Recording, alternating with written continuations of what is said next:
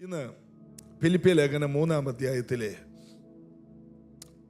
14-ാം വാക്യം നമുക്കൊന്ന് വായിക്കാം. ഫിലിപ്പിയ ലേഖനം 3:14 വാക്യം. പൗലോസ് പറയുന്ന ഒരു കാര്യം, ഒന്ന് ഞാൻ ചെയ്യുന്നു, പിൻപിലുള്ളത് മറന്നും മുമ്പിലുള്ളതിനെ ആഞ്ഞും കൊണ്ടും ക്രിസ്തുവേശുവിൽ ദൈവത്തിൻ്റെ പരമവിളിയുടെ വിരുദിനായി ലാക്കിലേക്ക് ഓടുന്നു. പൗലോസ് പറയുകയാണ്, ഞാൻ ഒത്തിരി കാര്യം ചെയ്യുന്നു എന്നല്ല. എനിക്ക് ചെയ്യാൻ ഒത്തിരി കാര്യമുണ്ട്, എന്നാൽ എല്ലാ കാര്യവും എനിക്ക് ചെയ്യാനുള്ളതല്ല. എന്ത് ചെയ്യണമോ അതെനിക്കറിയാം. ഒരു ദൈവ പൈതൽ അറിയേണ്ടത് അതാണ്. ഒത്തിരി കാര്യങ്ങൾ ചെയ്യാൻ ഈ ഭൂമിയിൽ ഉണ്ട്. ഒത്തിരി പേര് പലതും പറയും. അതല്ല, നമ്മെക്കുറിച്ച് ദൈവഹിതം എന്താണോ അത് തിരിച്ചറിയാനുള്ളൊരു കൃപ ദൈവത്തോട് നാം ചോദിക്കണം. കർത്താവ്, എന്നെ എന്തിനാണ് ഈ ഭൂമിയിലാക്കിയിരിക്കുന്നത്? എന്ത് ചെയ്യാനാണ്? പൗലോസ് പറയാണ്, ഞാൻ ഒന്ന് ചെയ്യുന്നു. അതായത് ഒരു കാര്യത്തിൽ മാത്രം പൗലോസ് അപ്പോസ്തലൻ ശ്രദ്ധ കേന്ദ്രീകരിക്കുന്നു. ഒറ്റ കാര്യത്തിൽ. എന്താണ്? ഞാൻ കഴിഞ്ഞ കാലങ്ങളിലുള്ളതെല്ലാം അങ്ങോട്ട് മറക്കുകയാണ്. എന്നിട്ട് മുമ്പിലേക്ക് വളരെയധികം ആഞ്ഞുകൊണ്ട് ആ പരമവിളിയുടെ, ദൈവത്തിൻ്റെ പരമവിളിയുടെ വിരുദിനായി, ചില പ്രതിഫലങ്ങൾക്കായി, അനുഗ്രഹങ്ങൾക്കായി ഞാൻ മുമ്പിലേക്ക് വളരെ വേഗത്തിൽ ഓടുന്നു. ഓരോ ദൈവ പൈതലും ചെയ്യേണ്ട കാര്യം, കർത്താവിൽ ശ്രദ്ധ കേന്ദ്രീകരിച്ച് ദൈവം നമുക്ക് വെച്ചിരിക്കുന്ന ഓട്ടത്തിൽ മുന്നോട്ട് കുതിച്ചു പോകണം. ആ ഓട്ടത്തിനിടക്ക് ഇടത്തും വലത്തും പലതും കാണും. ഇതൊന്നും ശ്രദ്ധിക്കാൻ നമുക്ക് നേരമില്ല. കാരണം നമ്മുടെ വേഗത കുറയും. പോകുന്ന വഴി നമ്മൾ പലതും കണ്ടും നോക്കി നിന്നാൽ നമ്മുടെ വേഗത വളരെയധികം കുറഞ്ഞു പോകും. അതുകൊണ്ട് ഓട്ടക്കളത്തിൽ ഓടുന്നവരെ പോലെ ലക്ഷ്യത്തിലേക്ക് നോക്കിക്കൊണ്ട് നാം ഓടുകയാണെങ്കിൽ നമുക്കുള്ള ചെറിയ ആയുസ് കൊണ്ട് വലിയ കാര്യങ്ങൾ നേടിയെടുക്കാൻ കഴിയും. പ്രത്യേകിച്ച് സമൂഹമെന്ന് പറഞ്ഞാൽ സ്വന്തം കാര്യത്തേക്കാൾ മറ്റുള്ളവരുടെ കാര്യത്തിൽ ഇടപെടുന്നവരാണ്. എന്നാൽ മറ്റുള്ളവരുടെ കാര്യത്തിൽ ഇടപെടാനല്ല ദൈവം നമ്മെ വിളിച്ചത്. ദൈവം നമ്മെ വിളിച്ചത് നമ്മെ ദൈവം ഏൽപ്പിച്ച കാര്യം നന്നായിട്ട് ചെയ്യാനാണ്. എത്ര പേര് അതിന് ആമേൻ പറയും? ഒന്ന് ഞാൻ ചെയ്യുന്നു. എല്ലാവരും ഒന്ന് പറഞ്ഞേ, ഒന്ന് ഞാൻ ചെയ്യുന്നു. അത് ഏതാണ് ആ ഒന്നെന്ന് നമ്മൾ കണ്ടുപിടിക്കണം. ഒരു കാര്യത്തിൽ ശ്രദ്ധിക്കുക. പഠിക്കുന്ന കുഞ്ഞുങ്ങൾ എന്ത് ചെയ്യണം? പഠനത്തിൽ ശ്രദ്ധിക്കുക. ആ കാര്യത്തിൽ നന്നായിട്ട് ശ്രദ്ധിച്ചാൽ അത് നിങ്ങൾക്ക് വിജയമാകും. എന്തിലാണോ അത് നന്നായിട്ട് ചെയ്യുക. ഏത് കാര്യം അതിൽ ഫോക്കസ് ചെയ്താൽ, ശ്രദ്ധ കേന്ദ്രീകരിച്ചാൽ അത് വിജയമാകും. അത് ലോകവും പറയുന്നു. സാധാരണ മനുഷ്യർക്ക് ഈ സത്യം അറിയാം. അവരെ ഒരു കാര്യത്തിൽ മാത്രം, ഈ ലൈറ്റ് കണ്ടുപിടിച്ച ശാസ്ത്രജ്ഞൻ 1000-ലധികം പ്രാവശ്യം അദ്ദേഹം തോറ്റുപോയി.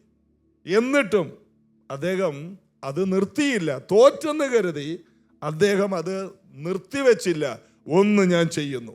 അതുകൊണ്ടാണ് നമ്മൾ ഈ ലൈറ്റത്തിരുന്ന് ഈ പ്രാർത്ഥനയിൽ പങ്കെടുക്കുന്നത്. അല്ലെങ്കിലോ നമ്മൾ മണ്ണെണ്ണ വിളക്കിൻ്റെ മുമ്പിൽ ഇരിക്കേണ്ടി വന്നാൽ. ഒരാൾ ഒരു കാര്യത്തിൽ മാത്രം ശ്രദ്ധ കേന്ദ്രീകരിച്ചു.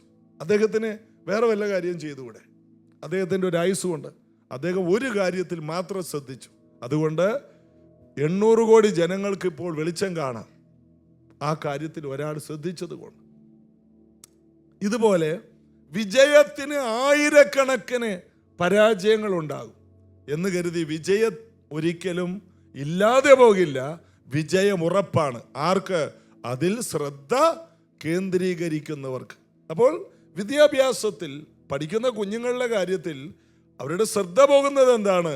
അവരെ സോഷ്യൽ മീഡിയയിലേക്ക് പിശാചു വലിച്ച് ഇഴക്കുകയാണ്. അവർക്ക് കിട്ടുന്ന വീഡിയോ ഗെയിമും അവർക്ക് കിട്ടുന്ന പല പ്രോഗ്രാമുകളും പരിപാടികളും അവരുടെ ശ്രദ്ധയെ, അവരുടെ ലക്ഷ്യത്തെ നശിപ്പിക്കുന്ന, ലക്ഷ്യത്തെ കൊന്നുകളയുന്ന ഒന്നാണ്. എന്നാൽ നിങ്ങളുടെ കയ്യിൽ എന്തെല്ലാം കിട്ടിയാലും നിങ്ങളെ എന്തിനാണ് വിളിച്ചതെന്ന് നിങ്ങൾ കണ്ടുപിടിച്ചിട്ട് അതിൽ മാത്രം ശ്രദ്ധിക്കുകയാണെങ്കിൽ വർഷങ്ങൾക്കപ്പുറം നടക്കേണ്ട കാര്യങ്ങൾ ഈ വർഷം തീരുന്നതിനുള്ളിൽ തന്നെ നമ്മുടെ കയ്യിൽ വരും. ഇത് എത്ര പേർക്ക് അതങ്ങനെ തന്നെ നമുക്കറിയാം, അല്ലേ? അതുകൊണ്ടാണ് നമ്മൾ അതിന് ആമേൻ പറയുന്നത്. വാസ്തവമാണത്. വർഷങ്ങൾക്കപ്പുറം നടക്കേണ്ട കാര്യങ്ങൾ നമ്മുടെ ഈ സമീപ നാളുകളിൽ തന്നെ നമുക്ക് കാണാൻ കഴിഞ്ഞാൽ അതൊരു വിജയമല്ലേ? എത്ര പേര് അതിന് ആമേൻ പറയും? നമുക്ക് സംഭവിക്കുമെന്നേ. ഒന്ന് ഞാൻ ചെയ്യുന്നു. ഈ ഭൂമിയിൽ ഉള്ള എല്ലാ ജീവികളും ഒരു കാര്യത്തിൽ ശ്രദ്ധിച്ചാൽ അവർ വേറൊരു കാര്യവും ശ്രദ്ധിക്കില്ല. കഴുകൻ 5 കിലോമീറ്ററോളം ഉയരത്തിൽ ചെന്നിട്ട് താഴോട്ട് നോക്കും. 10,000 ജീവികളെ കാണും, പക്ഷികളെ കാണും, എലികളെ കാണും, പുലികളെ കാണും, മുയലുകളെ കാണും. എന്നാൽ 5 കിലോമീറ്റർ ഉയരത്തിൽ നിന്ന് അതിൻ്റെ കണ്ണ് താഴോട്ട് നോക്കുമ്പോൾ ഈ 10,000 ജീവികളിൽ ഒരു ജീവിയെ അത് ശ്രദ്ധിക്കും. പിന്നീട് താഴോട്ട് വരുന്നത് ഈ ഒരൊറ്റ ജീവിക്ക് വേണ്ടി, ആ ഒരൊറ്റ മുയലിന് വേണ്ടിയാണ് വരുന്നത്. ആ മുയൽ ഏത് വഴിക്കോടിയാലും അതിനെ പിടിച്ചിരിക്കും. കാരണം അത് ശ്രദ്ധ കേന്ദ്രീകരിച്ചത് ഒരു മുയലിലാണ്. അതുകൊണ്ട് അതിനെ പിടിച്ചിരിക്കും. അതുകൊണ്ടാണ് അവർക്കൊക്കെ ജീവിക്കാൻ കഴിയുന്നത്. അല്ലെങ്കിലോ നമ്മുടെ ഒക്കെ നാട്ടിൽ കാണുന്ന പൂച്ച പോലും ഒരു എലിയെ 10 എലിയുടെ പുറയല്ല ഓടുന്നത്. നാളാരോ പറഞ്ഞതുപോലെ ഒരു പൂച്ചയും എലിയെ കിട്ടിയില്ല എന്ന കാരണത്താൽ ആത്മഹത്യ ചെയ്തിട്ടില്ലെന്ന്. എന്താ കാരണം? ഒരു എലിയും ഒരു പൂച്ചയും ആത്മഹത്യ ചെയ്യാത്തത്? അത് ലക്ഷ്യമിട്ടാൽ അത് പിടിച്ചിരിക്കും. കാട്ടിലെ സിംഹത്തെ നോക്കി 10,000 മാനുകളും ആടുകളും ഒക്കെ ഉള്ള സ്ഥലത്ത് ഒന്നിനെ ശ്രദ്ധിച്ചാൽ അവർ കൂട്ടമായി അതിനെ മാത്രം, അതിൻ്റെ തൊട്ടടുത്ത് വേറെ ഒന്നും ഉണ്ടെങ്കിലും അത് പിടിക്കില്ല. നമുക്ക് അനിമൽ പ്ലാനറ്റും ഡിസ്കവറി ചാനലൊക്കെ കാണുമ്പോൾ അത് കാണാൻ കഴിയുന്നുണ്ട്. മാത്രമല്ല നമ്മുടെ ഈ ചർച്ചിലെ ക്യാമറകൾ, ആ ക്യാമറയിൽ ഒത്തിരി കാര്യങ്ങൾ വരും. എന്നാൽ ഒരു കാര്യത്തിലേക്ക് അതിനെ കേന്ദ്രീകരിക്കുമ്പോൾ, ഫോക്കസ് ചെയ്യുമ്പോഴാണ് അത് മനോഹരമാകുന്നത്. അല്ലെങ്കിൽ ഒന്നും തെളിഞ്ഞു വരില്ല. ഒരിക്കൽ ഒരു ഗുരു ഒരു ശിഷ്യനോട് ചോദിച്ചു, കുറേ ശിഷ്യന്മാർ നിൽപ്പുണ്ട്, ചോദിച്ചു, അമ്പും വില്ലും ഈ അമ്പ് ചെയ്യാൻ പഠിപ്പിക്കുകയാണ് പഴയ കാലത്ത് ഗുരു ശിഷ്യനും. നീ മരത്തിൽ എന്ത് കാണുന്നു? ഒരു ശിഷ്യൻ പറഞ്ഞു, ഞാൻ മരം കാണുന്നു. വേറൊരുത്തർ, എല്ലാവരും അമ്പും പിടിച്ച് മുകളിലോട്ട് നിൽക്കുകയാണ്. വേറൊരുത്തരോട് ചോദിച്ചപ്പോൾ ഞാൻ പല കൊമ്പുകൾ കാണുന്നു. വേറൊരുത്തൻ പറഞ്ഞു, ഒരു കൊമ്പിൽ 5 കിളികളിരിക്കുന്നത് കാണും. വേറൊരുവനോട് ചോദിച്ചപ്പോൾ പറഞ്ഞു, 5 കിളികളിൽ ഞാൻ ഒരു കിളിയെ വ്യക്തമായി കാണുന്നു. ആ ശിഷ്യനെയാണ് അദ്ദേഹം തൻ്റെ പ്രധാന ശിഷ്യനായിട്ട് വേർതിരിച്ചത്. കാരണം ഈ മരത്തിലുള്ള 5 കിളികളിൽ ഒരു കിളിയെ മാത്രം കാണുന്നവനാണ് അവൻ ലക്ഷ്യത്തിലേക്ക് ഉന്നം വെക്കുന്നത്. അല്ലാത്തവന് ഒന്നിനെയും പിടിക്കാൻ കഴിയില്ല. അപ്പോൾ ഫോക്കസ് ചെയ്യണം. നമ്മുടെ ജീവിതത്തിൽ നമ്മളൊരു കാര്യത്തിലേക്ക് ഉന്നം വെച്ചാൽ ആ കാര്യം സ്വന്തമാക്കാൻ കഴിയും. ഈ തത്വങ്ങളെല്ലാം ഈ ലോകത്തിലുണ്ട്. അപ്പോൾ ഒരു ദൈവ പൈതൽ പൗലോസ് പറയുന്നത് പോലെ ഒന്നിൽ മാത്രം ശ്രദ്ധ കേന്ദ്രീകരിക്കണം. എന്താണ്? എൻ്റെ മുൻപിൽ ഒരു നല്ല ഭാവിയുണ്ട്, എൻ്റെ മുമ്പിൽ ഒരു അനുഗ്രഹം കിടപ്പുണ്ട്, ഞാൻ അതിനെ സ്വന്തമാക്കും. യേശു എന്നെ വിളിച്ചു വേർതിരിച്ചത് അനുഗ്രഹം അനുഭവിപ്പാനാണ്. ഞാനത് സ്വന്തമാക്കും. 1 പത്രോസ് 3:9 ദോഷത്തിന് ദോഷവും ശകാരത്തിന് ശകാരവും പകരം ചെയ്യാതെ നിങ്ങൾ അനുഗ്രഹം അനുഭവിക്കേണ്ടതിന് വിളിക്കപ്പെട്ടവരായതുകൊണ്ട്. അപ്പോൾ എൻ്റെ വിളി എന്താണ്? അനുഗ്രഹിക്കപ്പെടാനാണ്. ഞാൻ അനുഗ്രഹിക്കപ്പെടും. ഞാൻ അതിനെ ലക്ഷ്യമാക്കി മുന്നോട്ട് പോകും. എൻ്റെ മുൻപിൽ വലിയൊരു അനുഗ്രഹമുണ്ട്. എന്നാൽ എനിക്കിപ്പോൾ ഒരു അനുഗ്രഹമില്ല. എങ്കിലും നല്ല ഉറപ്പാണ്, എൻ്റെ മുൻപിൽ വലുതും സഫലവുമായ നല്ല വാതിലുകളുണ്ട്. ഞാനത് സ്വന്തമാക്കും. എൻ്റെ മുൻപിൽ അതുണ്ട്. എത്ര പേരതിന് ആമേൻ പറയും? എന്ത് കണ്ടാലും അങ്ങനെയുള്ള വ്യക്തി തളരില്ല. എൻ്റെ മുൻപിൽ ഒരു വാതില് തുറന്നു കിടപ്പുണ്ട്, ഞാൻ അതിനു വേണ്ടി മുന്നോട്ട് പോകും. എൻ്റെ മുൻപിൽ ഒരു അനുഗ്രഹമുണ്ട്. എന്നെ വിളിച്ച കർത്താവ് അൽഫയും ഒമേഗയുമാണ്. എന്നിൽ നല്ല പ്രവൃത്തി അവൻ ആരംഭിച്ചു.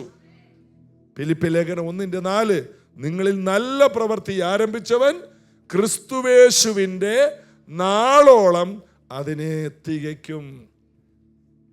അപ്പോൾ നല്ല പ്രവൃത്തി ആരംഭിച്ച കർത്താവ് അൽഫയാണ്, ഒമേഗയാണ്. അവസാനിപ്പിക്കും. ദൈവം ആരംഭിച്ചെങ്കിൽ ദൈവം പൂർത്തിയാക്കും. നമ്മൾ ആരംഭിച്ചത് നമ്മൾക്ക് പൂർത്തിയാക്കാൻ കഴിയാതെ വരുമ്പോൾ നമ്മിൽ കർത്താവ് ഒരു കാര്യം ആരംഭിച്ചു. എന്താണ്? ഞാൻ എൻ്റെ ഈ സഭയെ പണിയും. അതിനെ പാതാള ഗോപുരം എന്തെല്ലാം ശ്രമിച്ചാലും ജയിക്കില്ല. നശിപ്പിക്കാൻ കഴിയില്ല, സഭയെ നശിപ്പിക്കാൻ കഴിയില്ല, സഭയെ ചിതറിക്കാൻ കഴിയില്ല, സഭയുടെ കുടുംബങ്ങളെ ഇല്ലാതെയാക്കാൻ കഴിയില്ല. നമുക്ക് അനർത്ഥങ്ങൾ പലതും വരും, എന്നാൽ എല്ലാറ്റിൽ നിന്നും നമ്മൾ പുറത്തു വരും. കാരണം ഒരുവൻ നല്ല പ്രവൃത്തി ആരംഭിച്ചു. സ്വന്തം പുത്രനെ ആദരിക്കാതെ നമുക്ക് എല്ലാവർക്കും വേണ്ടി തന്നവൻ അവനോടുകൂടെ സകലതും നൽകാതിരിക്കും. എല്ലാ കാര്യം റോമർ 8:32 വായിക്കുമ്പോൾ സകലത് നമുക്ക് നൽകി തരും. സ്വന്തം പുത്രനെ നമുക്ക് വേണ്ടി തന്നത് നമ്മളായിരിക്കുന്ന ചേറ്റിൽ നിന്ന്, നമ്മളായിരിക്കുന്ന നാശത്തിൽ നിന്ന്, നമ്മളായിരിക്കുന്ന തകർച്ചയിൽ നിന്ന് നമ്മെ പുറത്തു കൊണ്ടുവന്ന് നമ്മെ രക്ഷയുടെ വസ്ത്രം ധരിപ്പിച്ച് ജയോത്സവമായി ജീവിക്കാനാണ് കർത്താവ് നമ്മെ തിരഞ്ഞെടുത്തത്. യേശു ഒരാളെ തിരഞ്ഞെടുത്തു എന്ന് പറഞ്ഞാൽ ഈ ഭൂമിയിൽ വെളിച്ചമായിരിക്കും, ഭൂമിക്ക് ഉപ്പായിരിക്കും, മലമേൽ ശോഭിക്കുന്ന പട്ടണമായിരിക്കും. എത്ര പേർ ഈ വചനങ്ങളെ വിശ്വസിക്കുന്നു? നമ്മൾ അങ്ങനെയാണ്. നാം ഒരിക്കലും കുലുങ്ങിപ്പോകത്തില്ല. നീതിമാൻ, യേശു വിടിവിച്ച യേശുവിൻ്റെ രക്തത്താൽ കഴുകൽപ്പെട്ട ഒരാളെ വിളിക്കുന്ന പേരെന്താണ്? നീതിമാൻ. നീതിമാൻ കുലുങ്ങിപ്പോകാൻ അവൻ ഒരു നാളും ഒരു ദിവസം പോലും നാം കുലുങ്ങിപ്പോകത്തില്ല. ജീവിതത്തിൽ വിഷയം വരുമോ? പിന്നെ ആവശ്യം പോലെ വിഷയം വരും. നമ്മൾ ഒരു ലൈറ്റ് ഹൗസ് ആണെന്നാണ് ബൈബിൾ പറയുന്നത്. നിങ്ങൾ മലമേൽ ശോഭിക്കുന്ന ഒരു പട്ടണമാണ്. ഒരിക്കൽ കടലിൽ ഒരു വലിയ കപ്പൽ, അമേരിക്കയുടെ വലിയൊരു കപ്പൽ പോകുന്ന ഒരു കഥ ഞാൻ കേട്ടിട്ടുണ്ട്. അത് അമേരിക്കയുടെ പടക്കപ്പലാണ്. അമേരിക്കയുടെ പടക്കപ്പൽ എന്ന് പറഞ്ഞാൽ പിന്നെ അതിൻ്റെ നേരെ ആർക്കും നിൽക്കാൻ കഴിയില്ല. അമേരിക്കയുടെ പടക്കപ്പൽ ഒരിക്കൽ രാത്രിയിൽ എതിരെ കാണുന്ന ലൈറ്റ് ഒരു കപ്പലാണെന്ന് കരുതി പറഞ്ഞു, മര്യാദക്ക് മാറിക്കോ, ഇത് അമേരിക്കൻ നേവിയുടെ കപ്പലാണ്. അപ്പോൾ അവർ പറഞ്ഞു, സാറേ ഞങ്ങൾക്ക് മാറാൻ കഴിയില്ല. വീണ്ടും പറഞ്ഞു, ഞങ്ങൾ വരികയാണ്, മാറിപ്പോയിക്കോ അല്ലെങ്കിൽ തകർത്ത് കളയും. സാറേ ഞങ്ങൾക്ക് ക്ഷമിക്കണം, ഞങ്ങൾക്ക് മാറാൻ സാധ്യമല്ല. അത്രയ്ക്ക് അഹങ്കാരമായോ? നിങ്ങൾ ഏത് രാജ്യമാണ്? ഞങ്ങൾ തകർത്ത് കളയും. ഏറ്റവും ഒടുവിൽ ഗത്യന്തരമില്ലാതെ എതിർവശത്തുള്ളവർ പറഞ്ഞു, ഇത് ലൈറ്റ് ഹൗസാണ്, നിങ്ങൾ ലക്ഷ്യം തെറ്റി കരയിലോട്ടാണ് കയറി വരുന്നത്, ഞങ്ങൾക്ക് ഇവിടുന്ന് മാറാൻ പറ്റില്ല, കാരണം ഇതൊരു ലൈറ്റ് ഹൗസാണ്. ഇതുപോലെ ലൈറ്റ് ഹൗസിന് മാറാൻ കഴിയില്ല. അത് എത്ര വലിയ പടക്കപ്പൽ വന്നാലും അതിനെ എല്ലാം തകർത്ത് കളയാൻ ശേഷിയുള്ളതാണ്. അല്പസമയം കൈകൾ അടിച്ചുകൊണ്ട് ഞാനൊരു ലൈറ്റ് ഹൗസ് ആണെന്ന് പറ. ഞാൻ ഈ ലോകത്തിന് വെളിച്ചം കാണിക്കുന്ന ലൈറ്റ് ഹൗസ് ആണ്. യേശു പറഞ്ഞു, നിങ്ങൾ ലോകത്തിന്റെ വെളിച്ചമാണ്. യോഹന്നാനോ കത്തി ജ്വലിക്കുന്ന ഒരു വിളക്കായിരുന്നെന്ന്. അല്പനേരത്തേക്ക് നിങ്ങൾ ആ വെളിച്ചത്തിൽ ആശ്രയിച്ചെന്ന്. അല്പനേരത്തേക്ക്. യോഹന്നാന്റെ വെളിച്ചം അധികം നേരം തുടർന്നില്ല. യേശു വന്നിട്ട് പറഞ്ഞു, ഞാൻ ലോകത്തിന്റെ വെളിച്ചമാണ്. എന്നിട്ട് താൻ തിരഞ്ഞെടുത്തവരോട് പറഞ്ഞു, നിങ്ങളും ലോകത്തിന്റെ വെളിച്ചമാണ്. അതായത് നമുക്ക് മാറാൻ കഴിയില്ല. നമ്മൾ പ്രകാശിക്കും, ഏത് ഇരുട്ടിലും പ്രകാശിക്കും, ഏത് പ്രതിസന്ധിയിലും പ്രകാശിക്കും. ആരും പ്രകാശിക്കാത്തപ്പോഴും ഒരു ദൈവ പൈതൽ ജ്വലിച്ച് ജ്വലിച്ച് ജ്വലിച്ച് പ്രകാശിക്കും. കാരണം പെന്തക്കോസ്ത് നാളിൽ പരിശുദ്ധാത്മാവ് വന്നപ്പോൾ ഒരിക്കലും പ്രകാശിക്കാതെ യേശുവിനെ ഇട്ടേച്ചൊക്കെ പോയ തള്ളിപ്പറഞ്ഞ് എല്ലാവരും അഗ്നിജ്വാല പോലെ പിളർന്ന നാവുകൾ വന്നപ്പോൾ അവർ പ്രകാശിക്കുകയാണ്. അവിടെ 120 പേരുണ്ടായിരുന്നു. അവിടെ 500 പേരുണ്ടായിരുന്നെങ്കിൽ 500 പേരും പ്രകാശിച്ചാനെ. അവിടെ 1000 പേരുണ്ടെങ്കിൽ 1000 പേരും പ്രകാശിച്ചാനെ. ഇന്നിവിടെ ഇരിക്കുന്ന ഓരോ വ്യക്തികളും അറിയണം, പരിശുദ്ധാത്മാവ് ഒരു വ്യക്തിയുടെ മേൽ വന്നാൽ എല്ലാവരും പ്രകാശിക്കും. അപ്പൊ പ്രകാശിക്കുക എന്ന് പറഞ്ഞാൽ എന്താണ്? നമ്മുടെ ജീവിതത്തിൽ നമ്മൾ ശോഭിക്കണം, വിദ്യാഭ്യാസത്തിൽ ശോഭിക്കണം. പ്രകാശം എന്ന് പറഞ്ഞാൽ മറ്റൊരു വാക്കാണ് ശോഭ. എല്ലാ കാര്യത്തിലും ശോഭിക്കണം. ഒരു ബിസിനസ്സിൽ ശോഭിക്കണം. എല്ലാ കാര്യത്തിലും ദൈവം ഒരുത്തൻ്റെ കൂടെ ഉണ്ടെന്ന് അവന്റെ അനുഗ്രഹത്തിലൂടെയാണ് ലോകം കാണുന്നത്. അബ്രഹാമിനെ ദൈവം വിളിച്ചല്ലേ? അബ്രഹാമിന്റെ കൂടെ ദൈവം ഉണ്ടെന്നുള്ള തെളിവ് എന്താണ്? അവൻ പോകുന്നിടത്തെല്ലാം അവൻ അനുഭവിക്കുന്ന അനുഗ്രഹമാണ്. അവൻ പരാജയപ്പെടുന്നില്ല. ദാവീദിനെ ദൈവം അനുഗ്രഹിച്ചു എന്നുള്ള തെളിവെന്താ? അവൻ പോകുന്നിടത്തെല്ലാം ജയാളിയാകുകയാണ്. ബൈബിളിൽ അങ്ങനെ കാണാം. എന്താണ്? ദൈവത്തിൽ ആശ്രയം വെക്കുന്ന വ്യക്തി ഒരു നാളും കുലുങ്ങിപ്പോകില്ല. അതുകൊണ്ടാണ് തങ്കൽ ഏകാഗ്ര ചിത്തന്മാർക്ക് വേണ്ടി തന്നെത്താൻ ബലവാനെന്ന് കാണിക്കുവാൻ. ആർക്ക് വേണ്ടി ബലവാനെന്ന് കാണിക്കുന്നു? ദൈവത്തിൽ ഏകാഗ്രതയോടെ, ദൈവത്തിൽ മാത്രം ജീവിതത്തിൽ ശ്രദ്ധ കേന്ദ്രീകരിക്കുന്നവർക്ക് വേണ്ടി തന്നെത്താൻ ബലവാനെന്ന് കാണിക്കുവാൻ ദൈവത്തിൻ്റെ കണ്ണ് ഭൂമിയിലെല്ലായിടത്തും നോക്കിക്കൊണ്ടിരിക്കുന്നു. 2 ദിനവൃത്താന്തം 16:9 നിങ്ങൾ ഈ വാക്യങ്ങളൊക്കെ ബൈബിൾ തുറന്ന് അടിവരയിടണം. യഹോവയുടെ കണ്ണ് തങ്കൽ ഏകാഗ്ര ചിത്തന്മാർക്ക് വേണ്ടി തന്നെത്താൻ ബലവാനെന്ന് കാണിക്കാൻ ഭൂമിയിൽ എല്ലായിടത്തും ഇങ്ങനെ പരതിക്കൊണ്ടിരിക്കുമ്പോൾ നമ്മെ നോക്കുന്നുണ്ട്. ദൈവം ഇന്ന് ഭൂമിയിലുള്ള 800 കോടി ജനത്തെ ഇങ്ങനെ ശ്രദ്ധിക്കുകയാണ്. അതിനകത്ത് നമ്മളും പെട്ടിട്ടുണ്ട്. ദൈവത്തിന് വേണ്ടി നിൽക്കുന്ന, ദൈവത്തിൽ ആശ്രയിക്കുന്ന, ദൈവത്തിൽ വിശ്വസിക്കുന്ന, ദൈവത്തെ മാത്രം കാത്തിരിക്കുന്ന, ദൈവത്തെ മാത്രം ആശ്രയമായി വെച്ചിരിക്കുന്ന മനുഷ്യൻ ഭാഗ്യവാൻ. ബൈബിളിൽ വായിക്കുന്ന യഹോവയിൽ ആശ്രയിക്കുകയും യഹോവ തന്നെ, അതാണ് ഏകാഗ്ര ചിത്തന്മാർ. ഒന്നും ഞാൻ ചെയ്യുന്നു, ഞാൻ എല്ലാ കാര്യവും എൻ്റെ ദൈവത്തിൽ അർപ്പിക്കുന്നു. പ്രാർത്ഥന എന്ന് പറയുന്ന ഒരു വിഡിതരമാണോ? അല്ല. പ്രാർത്ഥന എന്ന് പറഞ്ഞാൽ നാം ദൈവത്തിൽ ആശ്രയിക്കുകയാണ്. ആരാധന, നാം ദൈവത്തിൽ ആശ്രയിക്കുകയാണ്. ഇന്ന് ഈ പ്രാർത്ഥനയ്ക്ക് നമ്മൾ എന്തിനാ കൂടിയത്? നാം നമ്മുടെ ദൈവത്തെ ആശ്രയിക്കുന്നു, നാം ദൈവത്തെ വിശ്വസിക്കുന്നു. ഈ ആരാധനയിൽ നമ്മൾ കൈയടിക്കുന്ന, സ്തുതിക്കുന്ന എല്ലാം എന്താണ്? അതൊരു ആക്ഷനാണ്. എന്താണ്? ഒരു പ്രവൃത്തിയാണ്. എൻ്റെ ദൈവത്തെ ഞാൻ വിശ്വസിക്കുന്നു, ഞാൻ അവനെ കണ്ടിട്ടില്ലെങ്കിലും അവനെ സ്നേഹിക്കുന്നു. എത്ര പേർ കൈകളെ തട്ടിക്കൊണ്ട് നമ്മുടെ കർത്താവിനെ ആരാധിക്കും? ചില നിമിഷങ്ങൾ ആരാധിച്ചേ ഒന്നും ഞാൻ ചെയ്യുന്നു, ഞാനെല്ലാം മറക്കുന്നു. എൻ്റെ കഴിഞ്ഞ കാലങ്ങളിലുള്ള കാര്യങ്ങളെല്ലാം ഞാൻ മറന്ന് ഞാൻ മുമ്പിലേക്ക് ആഞ്ഞ് ഓടാൻ പോവുകയാണ്. എനിക്കൊരു ദൈവമുണ്ട്, എന്നെ വിളിച്ച ഒരു കർത്താവുണ്ട്. ഈ ഒരു ഉറപ്പ് നമ്മുടെ ജീവിതത്തെ വളരെ ബലമുള്ളവരാക്കി മാറ്റും. ഒരിക്കലും ഒരു ദൈവ പൈതൽ പേടിക്കരുത്. ജീവിതത്തിൽ കഷ്ടങ്ങൾ, നഷ്ടങ്ങൾ, ജീവിതത്തിൽ അനവധി പ്രശ്നങ്ങൾ വരും. അവിടെയെല്ലാം ഇങ്ങനെ പറയണം, എൻ്റെ ദൈവം എൻ്റെ കൂടെയുണ്ട്, എൻ്റെ ദൈവം എന്നോട് വാക്ക് പറഞ്ഞിട്ടുണ്ട്, എൻ്റെ ദൈവം എന്നെ കൈവിടില്ലെന്ന്, ഞാൻ ലോകാവസാനത്തോളം എല്ലാ നാളും കൂടെയുണ്ടെന്ന് എൻ്റെ കർത്താവ് എന്നോട് പറഞ്ഞിട്ടുണ്ട്. ചിലർ പറയും അത് 12 പേരോടല്ലേ കർത്താവ് പറഞ്ഞത്? അല്ല, കർത്താവ് ഒരാളോടെങ്കിലും പറഞ്ഞതുണ്ടെങ്കിൽ അത് എടുത്തു പറയണത് എന്നോടുകൂടിയാണ്. ബൈബിളിൽ യെശയ്യാവിനോട് പറഞ്ഞ കാര്യം നമ്മോടാണ്. ബൈബിളിൽ ദാവീദിനോട് പറഞ്ഞ കാര്യം എന്തിനാണ് പരിശുദ്ധാത്മാവ് ഇതിൽ ചേർത്തത്? അത് ദാവീദിനോടല്ലേ? അല്ല, ദൈവം ആരാണെന്ന് പഠിക്കാൻ വേണ്ടിയാണ് ഈ ചരിത്രങ്ങളെല്ലാം എഴുതി വച്ചിരിക്കുന്നത്. ദാവീദ് ദൈവത്തിൽ ആശ്രയിച്ചു. ആ കാലത്ത് എല്ലാവരും പേടിക്കുന്ന ഗോലിയാത്തിനോട് പറഞ്ഞു, നീ കുന്തവുമൊക്കെ ആയിട്ടല്ലേ എൻ്റെ നേരെ വരുന്നത്, ഞാനോ നീ നിന്ദിച്ച ഇസ്രായേലിൻ്റെ ദൈവമായ യഹോവയുടെ നാമത്തിൽ വരുന്നു. ദൈവം അമ്പും വില്ലും കൊണ്ടല്ല യുദ്ധം ചെയ്യുന്നതെന്ന് ഇന്നെല്ലാവരും അറിയട്ടെ. ഇസ്രായേലിൽ ഒരു ദൈവമുണ്ടെന്ന് ഭൂമി മുഴുവനും അറിയുമെന്ന് പറഞ്ഞ് ദാവീദ് ഒരു ചെറിയ കല്ലെടുത്തു.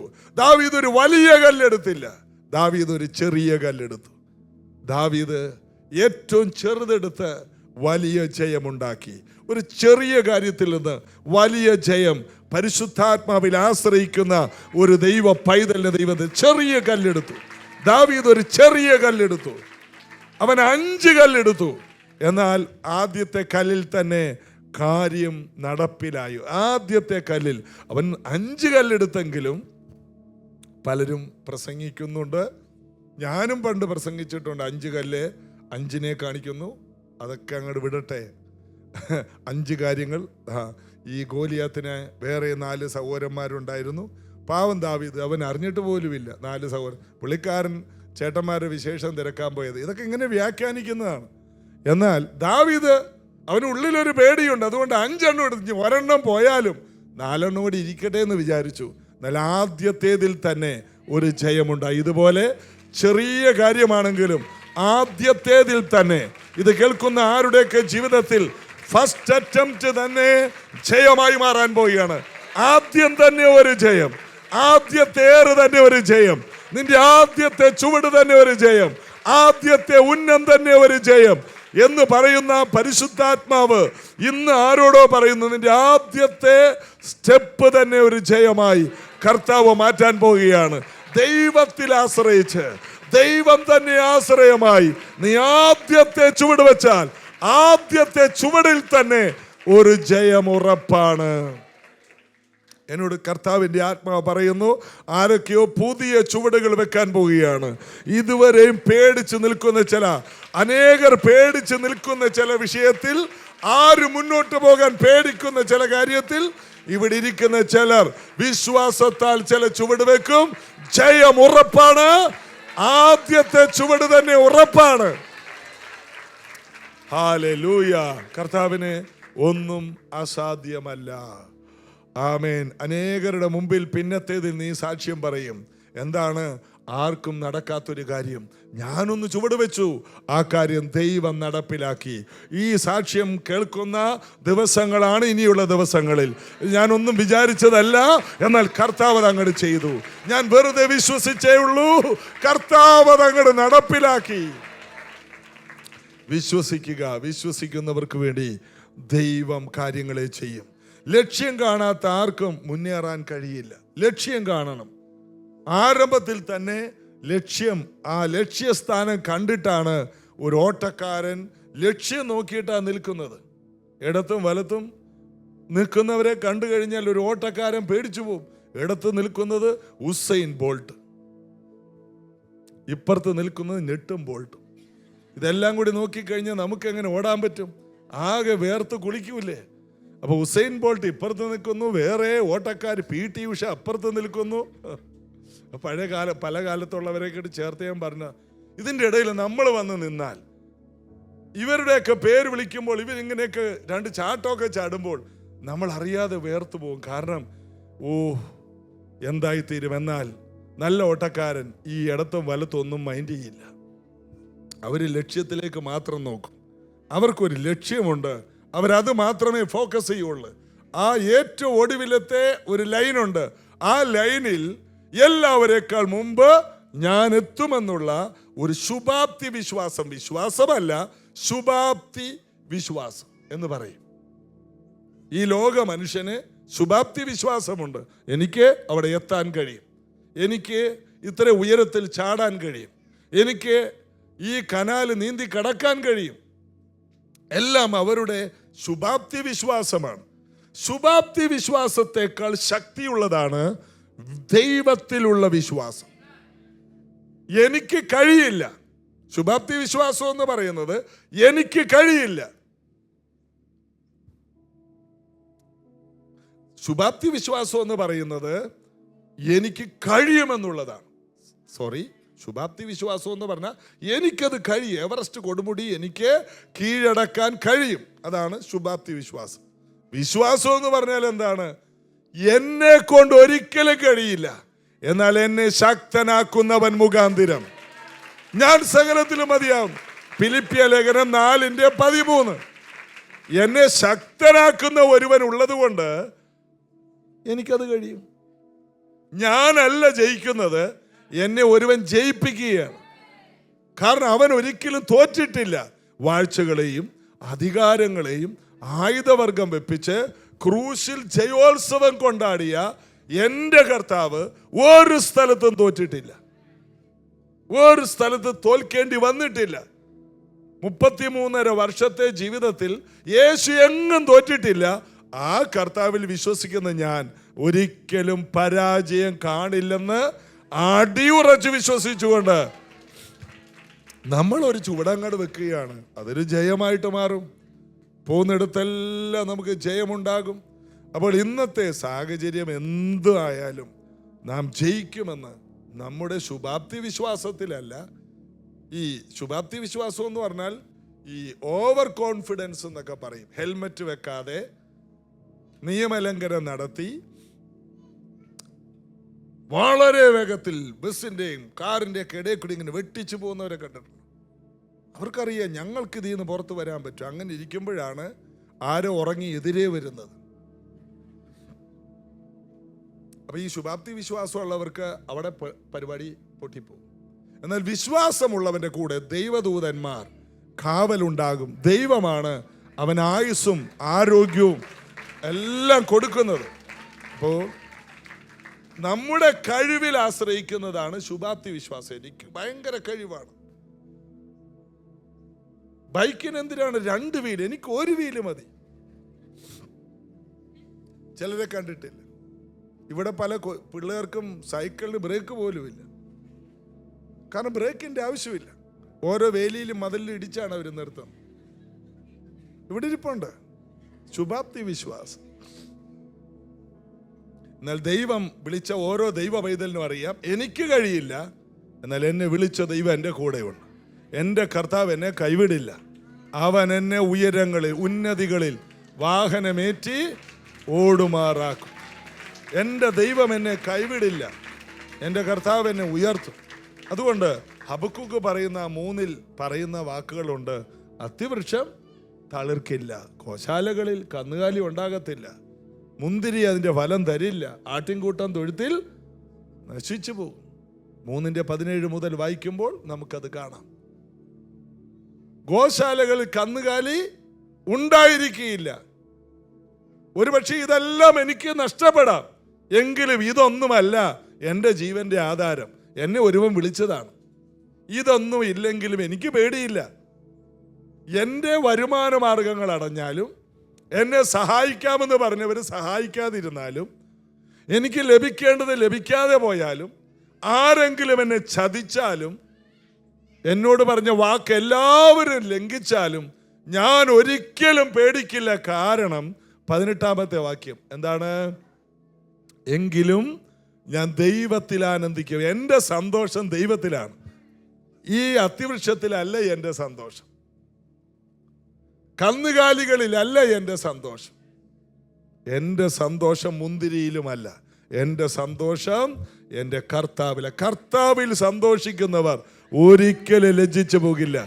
എങ്കിലും ഞാൻ കർത്താവിൽ ആനന്ദിക്കും. അടുത്തത്, എൻ്റെ രക്ഷയുടെ ദൈവത്തിൽ. എന്നെ രക്ഷിച്ച്, എന്നെ വിടുവിച്ച്, എന്നെ ഇതുവരെ കാത്ത്, എനിക്ക് ഇത്ര ആയുസ് തന്ന്, ഈ കോവിഡ് കാലത്തേക്ക് അതിജീവിച്ച്, രോഗക്കിടക്കിൽ നിന്നെല്ലാം എന്നെ ഇന്നലകളിൽ പുറത്തു കൊണ്ടുവന്ന എൻ്റെ രക്ഷയുടെ ദൈവത്തിൽ ഞാൻ ഘോഷിക്കും. എൻ്റെ രക്ഷയുടെ ദൈവം, എന്നെ ഇവിടം വരെ എത്തിച്ച ദൈവം, ആ ദൈവത്തിൽ ഞാൻ ഘോഷിച്ച് ഉല്ലസിക്കും. നാം കർത്താവിൽ എപ്പോഴും സന്തോഷിച്ചാൽ മതി.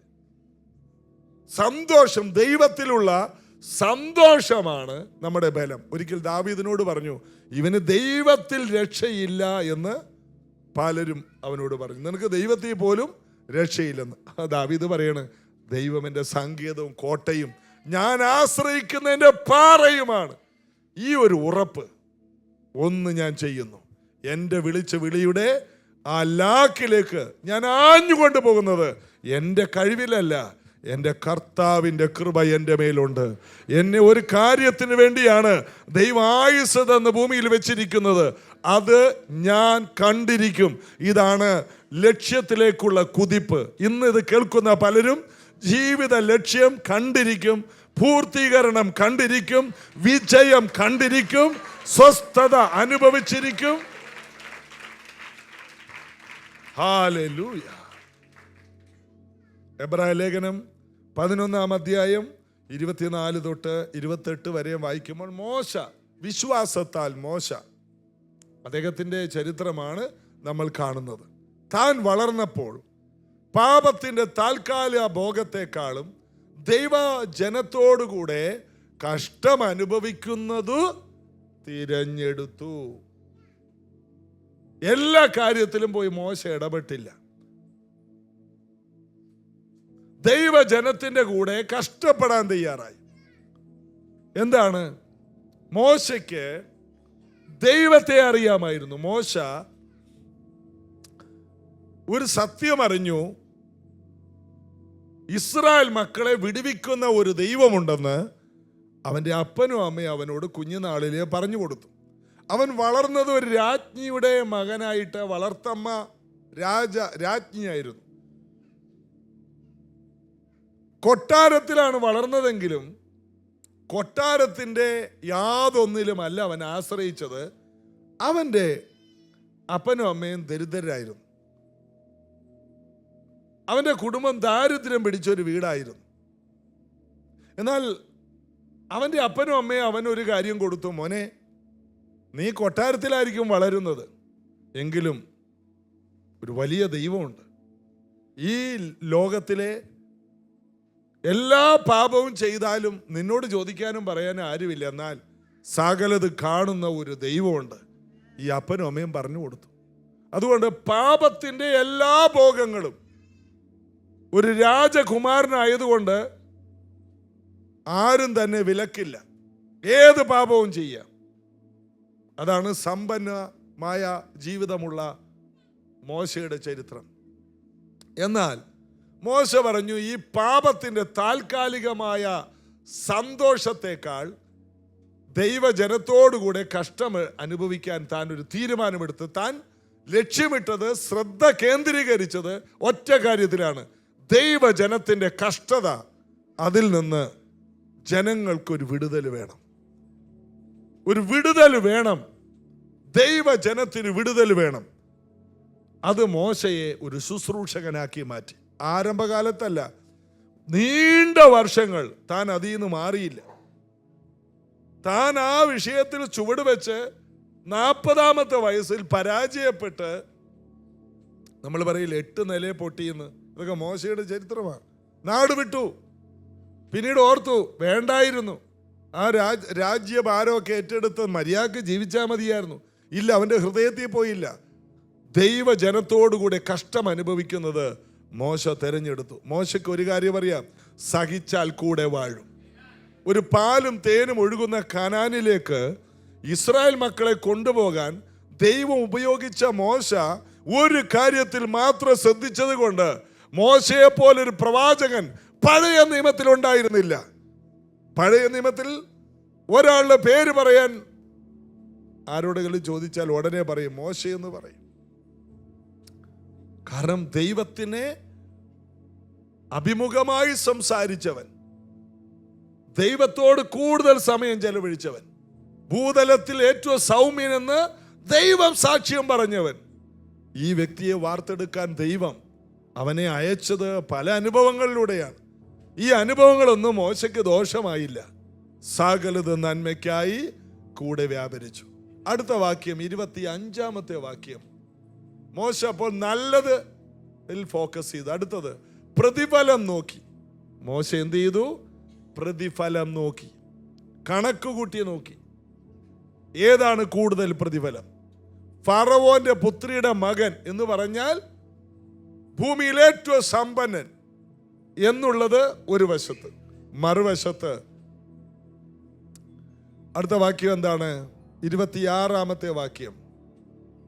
മിസ്രൈമിലെ മുഴുവൻ നിക്ഷേപങ്ങളെക്കാൾ ക്രിസ്തുവിന്റെ നിന്ന വലിയ ധനമാണ് എന്ന് എണ്ണുകയും ചെയ്ത്. ഏതാണ് മൂല്യമുള്ളതെന്ന് മനസ്സിലാക്കാനുള്ള ഒരു പ്രാപ്തി അദ്ദേഹത്തിനുണ്ടായിരുന്നു. ഏതാണ് കുറച്ചുകൂടി മൂല്യം? അതറിയാവുന്നതുകൊണ്ടാണ് ഇന്ന് സഭായത്തിന് വന്നത്. അല്ലെങ്കിൽ ബീച്ചിൽ പോയാൽ മതിയായിരുന്നു. ഇന്ന് എന്തെല്ലാം, ഇന്ന് 6 ദിവസം ജോലി ചെയ്യുന്നവർക്ക് ഇന്ന് എന്തോരം തുണി അലക്കാനുണ്ട്. അലക്കിയാലും തീരും. അത്രയും തുണിയില്ലേ? ഇന്ന് വരെ നമ്മുടെ വീട്ടിലെ പാത്രം കഴുകിയിട്ട് തീർന്നിട്ടുണ്ടോ? ഒരിക്കലും തീരത്തില്ല. എന്തിനു പറയണം, നമ്മുടെ വീട്ടിലെ മുറ്റത്തെ പുല്ല് പറിച്ച് തീർന്നിട്ടുണ്ട്. പറിക്കും തോറും വരികയല്ലേ. അപ്പൊ പറയാൻ നമുക്ക് എന്താ സിസ്റ്ററെ വരാഞ്ഞത്? അതെ, പാത്രം കഴുകാനുണ്ട്. കഴുകിയിട്ടും തീരുന്നില്ല. വീട് തുടക്കാനുണ്ടായിരുന്നു. പണ്ട് വീടില്ലായിരുന്നു. ഇപ്പൊ കർത്താവ് എന്ത് തന്നു? ഏതിനാണ് പ്രാധാന്യം? ദൈവത്തെ ആരാധിക്കുന്നതാണോ, ദൈവത്തെ സേവിക്കുന്നതാണോ, അല്ല സാധാരണ മനുഷ്യനെ പോലെ ജീവിക്കുന്നതാണോ? എബ്രായ ലേഖനത്തിൽ പറയുന്നു, ചിലർ ചെയ്യുന്നത് പോലെ നിങ്ങൾ സഭായോഗങ്ങളെ ഉപേക്ഷയായി വിചാരിക്കരുത്. സഭായോഗം എന്തിനാണ്? സഭ ഒരുമിച്ച് കൂടി നമ്മെ നടത്തിയ ദൈവത്തെ പുകഴ്ത്തുകയാണ്, പാടുകയാണ്, വചനം കേട്ട് ബലപ്പെടുകയാണ്. നമ്മൾ ദൈവത്തിൽ ആശ്രയിക്കുകയാണ്. എന്തിനാണ് ആശ്രയിക്കുന്നത്? ദൈവത്തിൽ ആശ്രയിച്ച് ആരും തോറ്റുപോയിട്ടില്ല. ദൈവത്തിൽ ആശ്രയിച്ചവരെല്ലാം ജയാളിയായി. മോശ പറയാണ്, ഈ മിസ്രൈമിലെ മുഴുവൻ പൊന്നും വെള്ളിയേക്കാൾ യേശു ക്രിസ്തുവിനിൽ ഉള്ള നിന്ദയാണ് വലിയ ധനമെന്ന് അന്നത്തെ കാലത്ത് മോശക്കറിയാമായിരുന്നു. ദൈവജനത്തിൻ്റെ കൂടെ ഉള്ള നിന്ന, കർത്താവിനുള്ള നിന്ന, ദൈവത്തിൻ്റെ നിന്ന എനിക്ക് ധനമാണ്. ഇന്ന് പലരും വിശ്വാസിയാണെന്ന് പറയാൻ മടിക്കുന്നത് നിന്നയുണ്ടാകും. ആരാ? നിങ്ങളെവിടെ പോകുന്നു? ഞാൻ സ്നാനപ്പെട്ടതൊന്നുമല്ല. എന്താണ്? നിന്നയുണ്ട്. ഒരാൾ വിശ്വാസിയാണെന്ന് പറഞ്ഞാൽ കല്യാണങ്ങളിൽ നിന്ന് ഒഴിവാക്കും, വീട്ടിലെ പല പരിപാടികളിലും ഒഴിവാക്കപ്പെടും. അതുകൊണ്ട് കഴിയുന്നതും അറിയിക്കാതെ നിന്നാലോ. എന്നാൽ ധൈര്യമായിട്ട് പറയണം, ഞാൻ യേശു ക്രിസ്തുവിനെ കർത്താവും രക്ഷകരുമായി സ്വീകരിച്ച വ്യക്തിയാണെന്ന് പരസ്യമായി പറയാൻ നമുക്ക് ഒരു ധൈര്യം വേണം. അതിൽ ഫോക്കസ് ചെയ്യുന്നവർക്ക്, അതിൽ ശ്രദ്ധ കേന്ദ്രീകരിക്കുന്നവർക്ക് ഞാനൊരു ദൈവ പൈതലാണെന്ന് ചെല്ലുന്നിടത്ത് ആദ്യമേ ഒന്ന് പറഞ്ഞു കഴിഞ്ഞാൽ മാറേണ്ടവർ മാറും, ചേരേണ്ടവർ ചേരും. അല്ലെങ്കിൽ അവർക്കും കൺഫ്യൂഷനാണ്, ഇത് ഏതാ? ബർബരന്മാരുടെ ഇടയിൽ ബർബരൻ, ജ്ഞാനികളുടെ ഇടയിൽ ജ്ഞാനി എന്ന് പറഞ്ഞ പോലെ എല്ലാറ്റിലും ഉണ്ട്. ഇല്ല, നീ ആരെന്ന് നീ നിന്നെ തന്നെ വെളിപ്പെടുത്തണം. നിന്റെ ഐഡന്റിറ്റി എല്ലാവരും അറിയണം. നീ ഒരു ദൈവ പൈതലാണ്. ആമേ. മോശ പറയാണ്, ഈ ലോകത്തിലെ മുഴുവൻ സമ്പത്തിനേക്കാൾ യേശു ക്രിസ്തുവിന്റെ നിന്നയാണ് എൻ്റെ ഏറ്റവും വലിയ ധനം. അവൻ അതിൽ ഒന്നിൽ മാത്രം അവൻ ശ്രദ്ധ കേന്ദ്രീകരിച്ചു. 27-ാമത്തെ വാക്യം, വിശ്വാസത്താൽ അവൻ അദൃശ്യ ദൈവത്തെ കണ്ടതുപോലെ ഉറച്ചു നിന്നു. അപ്പൊ കണ്ടില്ല ദൈവത്തെ. കാണണമെന്നുണ്ടായിരുന്നു, ദൈവം കാണിച്ചില്ല. ദൈവത്തെ ആരും കണ്ടിട്ടില്ല, എന്നിട്ട് കണ്ടതുപോലെ അങ്ങോട്ട് ഉറച്ചു നിൽക്കുകയാണ്. ഇതിൻ്റെ പേരാണ് വിശ്വാസ ജീവിതം. നമ്മൾ ആരും ദൈവത്തെ കണ്ടിട്ടില്ല. ഞാൻ കണ്ടിട്ടില്ല, നിങ്ങൾ കണ്ടിട്ടില്ല. എന്നാൽ ചിലരൊക്കെ യേശുവിനെ കണ്ടിട്ടുണ്ട്, നേരിട്ട് യേശുവിനെ കണ്ടവരൊക്കെ ഉണ്ട്. എന്നാൽ കർത്താവ് ഒരു കാര്യം പറഞ്ഞു, നിങ്ങളിപ്പോൾ കണ്ടിട്ട് വിശ്വസിക്കുന്നു, കാണാതെ വിശ്വസിക്കുന്നവർ ഭാഗ്യവാന്മാർ. അപ്പോൾ നമ്മൾ അവനെ കണ്ടിട്ടില്ലെങ്കിലും സ്നേഹിക്കുന്നു എന്ന് പത്രോസ് അപ്പോസ്തലൻ പറയുന്നു. അദൃശ്യനായ ദൈവത്തെ കണ്ടതുപോലെ ഉറച്ചു നിൽക്കുന്നു. നമ്മുടെ ഉറപ്പതാണ്, ഞങ്ങൾ ദൈവത്തെ കണ്ടിറങ്ങിയവരാണ്. അയ്യോ, നിങ്ങൾ ദൈവത്തെ കണ്ടിട്ടുണ്ടോ? അതെ, ഞങ്ങൾ ദൈവത്തെ കണ്ടിറങ്ങിയവരാണ്. വിശ്വാസത്താൽ ഞങ്ങൾക്കറിയാം, ഞങ്ങൾക്കൊരു ദൈവമുണ്ട്, ഞങ്ങൾക്കൊരു നിത്യതയുണ്ട്, മരണത്തിനപ്പുറം ഒരു ജീവിതമുണ്ട്, ഞങ്ങൾക്കൊരു നാളെയുണ്ട്. ഞങ്ങളെ വിളിച്ച ദൈവം വലിയവനാണ്. കണ്ടതുപോലെ കാലേബ് യോശുവയും പോലെ. കാലേബ് യോശുവയും അവിടെ പിറുപിറുക്കുന്ന നിലവിളിക്കുന്ന ജനത്തോട് പറഞ്ഞു, ദൈവം നമ്മുടെ കൂടെ ഉണ്ടെങ്കിൽ നമ്മൾ കനാൻ ദേശത്തെത്തും, ആ ദേശം നമ്മൾ സ്വന്തമാക്കും. ഉറപ്പാണ്, ദൈവം കൂടെ ഉള്ളത് കൊണ്ട് ഞങ്ങൾ അവിടെ എത്തും. ആ പറഞ്ഞ 2 പേര് മാത്രമേ കനാനിൽ എത്തിയുള്ളൂ. ബാക്കി എല്ലാവരും തന്നെ മരുഭൂമിയിൽ മരിച്ചു വീണു. 2 പേർ വിശ്വാസം പറഞ്ഞു, കണ്ടതുപോലെ ഉറച്ചു നിന്ന്. ദൈവം കൂടെ ഉണ്ടെങ്കിൽ, ദൈവം വിളിച്ച ദൈവം വിശ്വസ്തനാണ്. ദൈവം കൂടെ ഉള്ളത് കൊണ്ട് നമ്മൾ ആ അനുഗ്രഹത്തിൽ എത്തിയിരിക്കും. ദൈവം കൂടെ ഉള്ളത് കൊണ്ട് 2025 കണ്ടിരിക്കും. ദൈവം കൂടെ ഉള്ളത് കൊണ്ട് മറുപടികൾ കണ്ടിരിക്കും. ദൈവം കൂടെ ഉള്ളത് കൊണ്ട് വിടുതൽ കണ്ടിരിക്കും. ദൈവം കൂടെ ഉള്ളത് കൊണ്ട് തലമുറകളുടെ ഭാവി കണ്ടിരിക്കും. ദൈവം കൂടെ ഉള്ളത് കൊണ്ട് ഇന്നുള്ള സകല പ്രതിസന്ധികളും കാറ്റിൽ ദൈവം പറത്തിയിരിക്കും. അതുകൊണ്ടാ പൗലോസ് പറയുന്നത്, എൻ്റെ ദൈവമോ നിങ്ങളുടെ ബുദ്ധിമുട്ടൊക്കെയും, എൻ്റെ ദൈവം നിന്റെ ബുദ്ധിമുട്ടെന്നല്ല, നിങ്ങളുടെ എല്ലാവരുടെയും ബുദ്ധിമുട്ട്. ഫിലിപ്പിയ സഭയെന്ന് പറഞ്ഞാൽ 10-20,000 പേര് കൂടുന്ന സഭയാണ്. ആ സഭയ്ക്ക് പൗലോസ് ലേഖനം എഴുതുകയാണ്. ഫിലിപ്പിയ ലേഖനം 4:19, എൻ്റെ ദൈവമോ നിങ്ങളുടെ ബുദ്ധിമുട്ട് മുഴുവനും മഹത്വത്തോടെ തൻ്റെ ധനത്തിനൊത്തവണ്ണം ക്രിസ്തുവേശുവിൽ ഇൻസ്റ്റാൾമെന്റ് ആയിട്ട് എന്നാണ് അവിടെ പൂർണ്ണമായും തീർത്തു തരും. എല്ലാ ബുദ്ധിമുട്ടും തീർത്തു തരും. എൻ്റെ ദൈവം ഉറപ്പാണ്. ദൈവം മുഴുവനും തീർത്തു തരും. എൻ്റെ എല്ലാ ബുദ്ധിമുട്ടും തീരും. എൻ്റെ എല്ലാ പ്രശ്നങ്ങളും എന്നെ വിളിച്ച ദൈവം തീർത്തു തരും. എന്നെ വിളിച്ച ദൈവം വിശ്വസ്തനാണ്. എൻ്റെ സാഹചര്യം മുഴുവനും എൻ്റെ ദൈവം മാറ്റി. എനിക്കിന്ന് 100 കണക്കിന് വിഷയമുണ്ട്. എന്നാൽ അവയെല്ലാറ്റിൽ നിന്നും ഞാൻ പുറത്തു വരും. എല്ലാവരും നെഞ്ചിൽ കൈവച്ച് പറ, എനിക്ക് അനവധി വിഷയങ്ങളുണ്ട്. എന്നാൽ യേശുവിൻ്റെ നാമത്തിൽ ഞാൻ ഈ മതിലുകളെ ചാടിക്കടക്കും. കൈകളെ തട്ടിക്കൊണ്ട് കർത്താവിനെ ആരാധിച്ച് എല്ലാറ്റിൽ നിന്നും പുറത്തു വരും. എല്ലാറ്റിൽ നിന്നും. നമ്മൾ വിചാരിക്കും ആ രാജ്യത്തുള്ളവർക്കൊക്കെ എന്തൊരു ഭാഗ്യമാണ്, അവർ നല്ല രാജ്യത്ത് ജീവിക്കുന്നു, മഞ്ഞ് വീഴുന്ന ദേശം. കഴിഞ്ഞ ദിവസം ഒരു വെള്ളക്കാരി സ്ത്രീ, ഒരമ്മച്ചി, അവർ ഇംഗ്ലീഷുകാരുടെ ഒരു മീറ്റിംഗ് ആയിരുന്നു സ്കോട്ട്ലൻഡിൽ.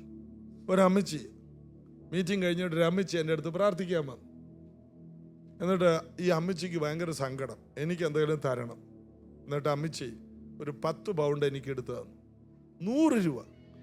അതായത് കരഞ്ഞുകൊണ്ട് പറയണം, എനിക്കൊന്നും തരാനില്ല, ഇത് മേടിക്കണം, എന്നെ ഒന്ന് അനുഗ്രഹിക്കണം. അതായത് 100 രൂപ ഇന്ന് വരെയും ഈ ചർച്ചിൽ ആരും എനിക്ക് തന്നിട്ടില്ല. കാരണം അതിൽ കൂടുതലാണ് തന്നേക്കുന്നത്. 100ൻ്റെ നോട്ട് തന്നിട്ടില്ലെന്നല്ല, അതിൻ്റെ മുകളിലാണ് തന്നേക്കുന്നത്. എന്നാൽ ആ സ്ത്രീക്ക് തരാനൊന്നുമില്ല. അപ്പം നമ്മൾ നോക്കുമ്പോൾ അവരുടെ വരവ് കണ്ട ഒരു വെള്ളക്കാരി സ്ത്രീ, കാണുമ്പോൾ ഒരു വീടുണ്ട്,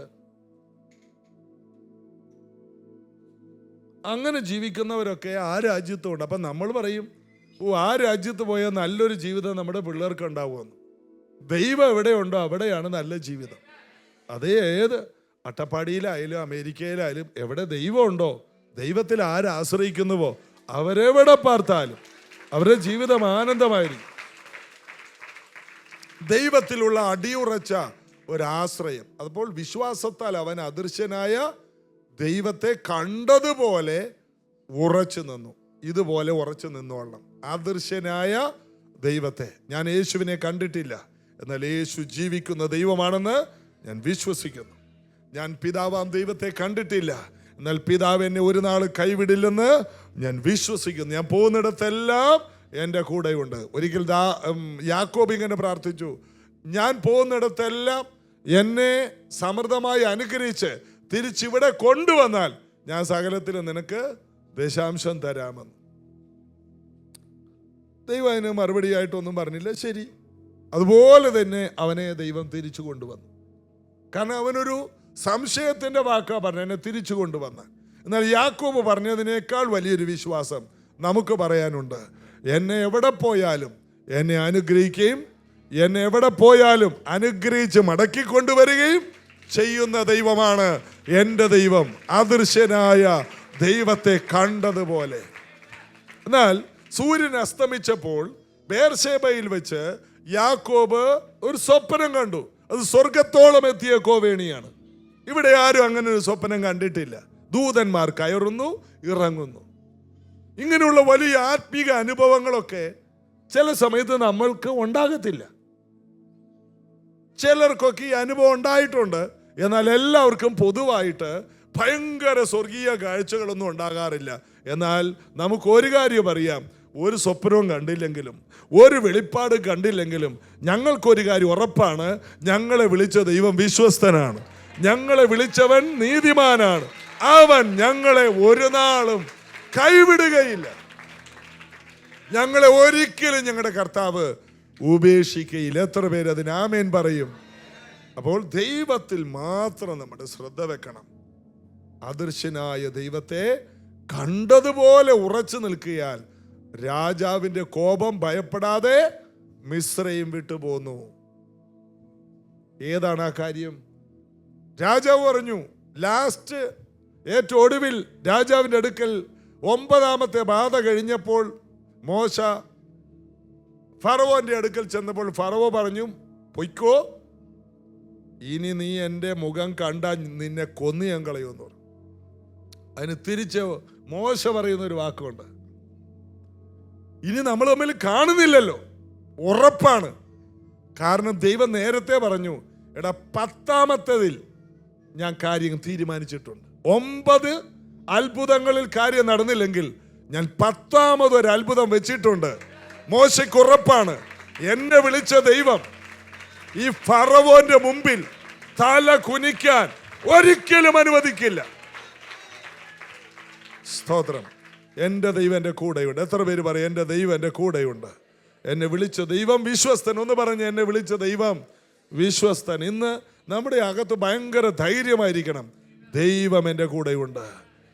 രാജാവിൻ്റെ കോപം ഭയപ്പെടാതെ മിസ്രൈം വിട്ടുപോകുന്നു. ആ കാലത്ത് ഏറ്റവും വലിയ രഥങ്ങളും സൈന്യബലവുമുള്ള രാജാവിനെ ഒരു സൈന്യവുമില്ലാത്ത മോശ പേടിച്ചില്ല. കാരണം എന്താണ്?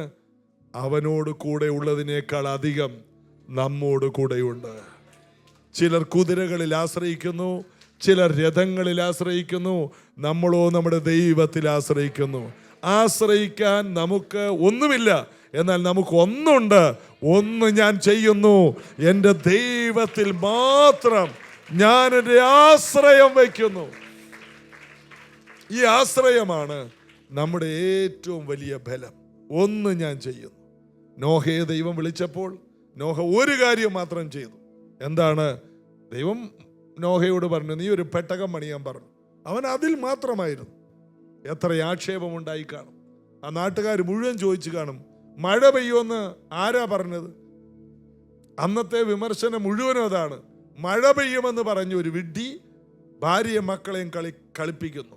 പാവപ്പെട്ടൊരു ഭാര്യ, കുഞ്ഞന്നാമ്മ. ഈ നോഹയുടെ, ഞാനൊരു പേരിട്ടതാ, ഭാര്യയുടെ പേരവിടെ പറയുന്നില്ല. പാവപ്പെട്ട ഈ ഭാര്യയും മക്കളെയും കളിപ്പിച്ച്, നാട്ടുകാരെയും കളിപ്പിച്ച്, ഈ മനുഷ്യൻ എന്തോ ഒരു ഉപദേശ പെശകിലൂടെ പോവുകയാണെന്ന് മഴ പെയ്യും വരെ ആർക്കും മനസ്സിലായില്ല. അവർ വിചാരിച്ചത് ഇദ്ദേഹം ശരിയല്ലെന്നാണ്. എന്നാൽ വലിയൊരു മഴ പെയ്തു. ദൈവം ഒരു കാര്യം പറഞ്ഞ്, ഭൂതലത്തിലൊക്കെയും വലിയ മഴ പെയ്യിപ്പിക്കാൻ പോകുന്നു. നോഹ അത് അങ്ങനെ തന്നെ വിശ്വസിച്ചു. ദൈവവചനത്തിൽ എന്ത് നിങ്ങൾ കേൾക്കുന്നു, നിങ്ങളോട് ദൈവം എന്ത് ഇടപെടുന്നുവോ, നിങ്ങൾ അതിനെ കയറി അങ്ങോട്ട് പിടിച്ചാൽ നിങ്ങളും ഞാൻ ഒരു നാളും ലജ്ജിച്ചു പോകില്ല. നോഹ ദൈവത്തെ വിശ്വസിച്ചു. അന്ന് വരെ എന്തില്ല? ഭൂമിയിൽ മഴയില്ല, ഒരു തുള്ളി മഴ പോലും പെയ്തിട്ടില്ല. ഭൂമിയിൽ നിന്ന് മഞ്ഞ് പൊങ്ങി ഭൂമിയെ നനക്കുന്ന ആ കാലത്ത് ദൈവം പറഞ്ഞു, ഞാൻ ഭൂതലത്തിൽ മുഴുവനും മഴ പെയ്യിക്കും. ഇതുപോലെ ഒരിക്കലും ചിന്തിക്കാൻ കഴിയാത്ത, അന്നത്തെ ശാസ്ത്രജ്ഞന്മാർക്ക് പോലും ചിന്തിക്കാൻ കഴിയാത്ത കാര്യമാണ് എന്ത്? ആകാശത്ത് നിന്ന് ഇങ്ങനെ മഴ ഇങ്ങനെ പെയ്യുന്നേ. അതും പൊടി പൊടിയായിട്ട് മഴ ഇങ്ങനെ, വെള്ളം ഇങ്ങനെ താഴോട്ട് വീഴുന്ന കാര്യം ഇതെങ്ങനെ നടക്കാനാണ്? ഇതുപോലെയാണ് അവിശ്വാസികളുടെ ഹൃദയം എപ്പോഴും ഇങ്ങനെ ചോദ്യങ്ങളിലാണ്. എന്നാൽ ഒരു ദൈവ പൈതൽ ദൈവത്തിൽ നിന്നൊരു കാര്യം കേട്ടാൽ അതങ്ങനെ തന്നെ വിശ്വസിക്കും. കർത്താവ് എനിക്ക് വേണ്ടി അത് ചെയ്യുമെന്ന് പറഞ്ഞാൽ അതിൽ മാത്രം ഫോക്കസ് ചെയ്ത്, അതായത് എത്രയോ വർഷങ്ങളെടുത്തു ഒരു പെട്ടകം പണിയാൻ. കാരണം അതിനു മുമ്പ് ഇങ്ങനൊരു കപ്പൽ ആരും പണിതിട്ടില്ല. അതിന് 3 തട്ടുകൾ വേണമെന്ന്. അപ്പൊ ആൾക്കാർ ചോദിച്ചു, ഈ തട്ടുകൾ, ഈ പണിക്കാർ ചോദിച്ചു, ഇതെന്തിനാ? അപ്പൊ നോഹ പറഞ്ഞു, ഇത് ജിറാഫിനാണ്. പണിക്കാരന് ഇരുന്ന് ചിരിച്ച് ഒരു ഗതിയായി. ഇതോ, ഈ വലിയ തട്ടെന്തിനാണ്? അത് ആനയ്ക്കാണ്. ഈ തട്ടോ, ഇത് ആഫ്രിക്കൻ ആനക്ക്. മറ്റേതോ, ആ കമ്പെന്തിനാ? അത് കുരങ്ങനാ. നാട്ടുകാർക്ക് ചിരി മാത്രമേ ഉള്ളൂ, ചിരിയാണ്. ഇടക്ക് ഭാര്യ ഇരുന്ന് ചിരിക്കും, അച്ഛൻ എന്നോ വട്ടായിപ്പോയി, എങ്കിലും പിള്ളേരെ നമുക്ക് കൂടെ ഇരിക്കാതെ നിവൃത്തിയുണ്ടോ? എന്നാൽ കാലങ്ങൾ കഴിഞ്ഞു. മഴ പെയ്യുന്നതിന് തൊട്ട് മുമ്പ് ഭൂതലത്തിലുള്ള എല്ലാ ജീവികളും നോഹയുടെ അടുക്കൽ വന്നത് നമ്മൾ 6, 7, 8 അധ്യായത്തിൽ വായിക്കുന്നു. സകല ഭൂമിയിൽ നിന്നും എല്ലാ ജീവികളും, കങ്കാരു ഓസ്ട്രേലിയയിൽ നിന്ന് വന്നു. പെൻഗിന് അവധിയില്ല എങ്കിലും ലീവ് എടുത്ത് അന്റാർട്ടിക്കയിൽ നിന്ന് വന്നു. സീബ്ര നൈജീരിയയിൽ നിന്ന് വന്നു. ബാക്കി നിങ്ങൾ പൂരിപ്പിക്കുക, ആരൊക്കെ എവിടെ നിന്ന് വന്നു. സകല ജീവജാലത്തിൽ നിന്നും ഈരണ്ടായിട്ട് വന്നു. അതായത് ആന പിടിയാനയെ വിളിച്ചപ്പോൾ പിടിയാനയും പറഞ്ഞു ഞാനും വരുന്നു. അങ്ങനെ അവര് പോത്ത് എരുമയെ വിളിച്ചു. കറക്റ്റ് അല്ലേ? ആണ്. എരുമയെ വിളിച്ചു. അവർ രണ്ടുപേരും കൂടി കുടുംബമായിട്ട് വന്നു. അവർക്ക് അങ്ങോട്ട് വരാൻ തോന്നുകയാണ്. ഇതുപോലെ ഈ ദിവസങ്ങളിൽ അനേകർക്ക് ഇങ്ങനെ തോന്നാൻ പോവുകയാണ്. വിശ്വാസത്തിന്റെ പെട്ടകം പണിയുന്ന ദൈവസഭയിലേക്ക് ഭൂമിയുടെ അറുതികളിൽ നിന്ന് പോലും അനേകർക്ക് ഇങ്ങനെ വരാൻ തോന്നുകയാണ്. 10,000-കണക്കിന് ആന ഉണ്ടായിട്ട് ഒരാനക്കും ഭാര്യക്കും വരാൻ തോന്നിയെന്ന്. കുരങ്ങനും കുരങ്ങച്ചിക്കും അവർക്ക് കുടുംബമായിട്ട് വരാൻ തോന്നി. താൻ എവിടെയെങ്കിലും പോടോ, ഞാൻ വരുന്നില്ലെന്ന് പറഞ്ഞോ കുരങ്ങച്ചി? ഇല്ല ചേട്ടാ, സുഖത്തിലും ദുഃഖത്തിലും സന്തോഷത്തിലും സന്താപത്തിലും മരണം നമ്മെ വേർപിരിക്കും വരെ എന്ന് പറഞ്ഞ് കുരങ്ങച്ചിയും കൂടെ ഇറങ്ങി. എരുമച്ചി പോത്തച്ഛൻ്റെ കൂടെ ഇറങ്ങി. എല്ലാവരും ഇറങ്ങി അല്ലേ? അവരെല്ലാവരും ഒറ്റക്കെട്ടായിട്ട് ഇറങ്ങി. അതുകൊണ്ട് ഇന്ന് നമുക്ക് പോത്തിന്റെ ഇറച്ചി തിന്നാം. സാധാരണ പ്രാർത്ഥന കഴിഞ്ഞ് പോകുമ്പോൾ എല്ലാവരുടെയും മനസ്സിൽ ഒന്ന് ഞാൻ ചെയ്യുന്നു. എന്താണ്? പോത്തിറച്ചി. ഞങ്ങളെ എറണാകുളത്തോട്ടൊക്കെ പോയാൽ പന്നിയിറച്ചിയാണ്. ഒന്ന് ഞാൻ ചെയ്യുന്നു. പള്ളിയിൽ നിന്ന് വിട്ടാൽ ഉടനെ പന്നിയിറച്ചി. ഇവിടെയാകുമ്പോൾ പോത്തിറച്ചി. ഇപ്പം ഇതൊന്നുമില്ല, സുഗുണ. ഒന്ന് ഞാൻ ചെയ്യും.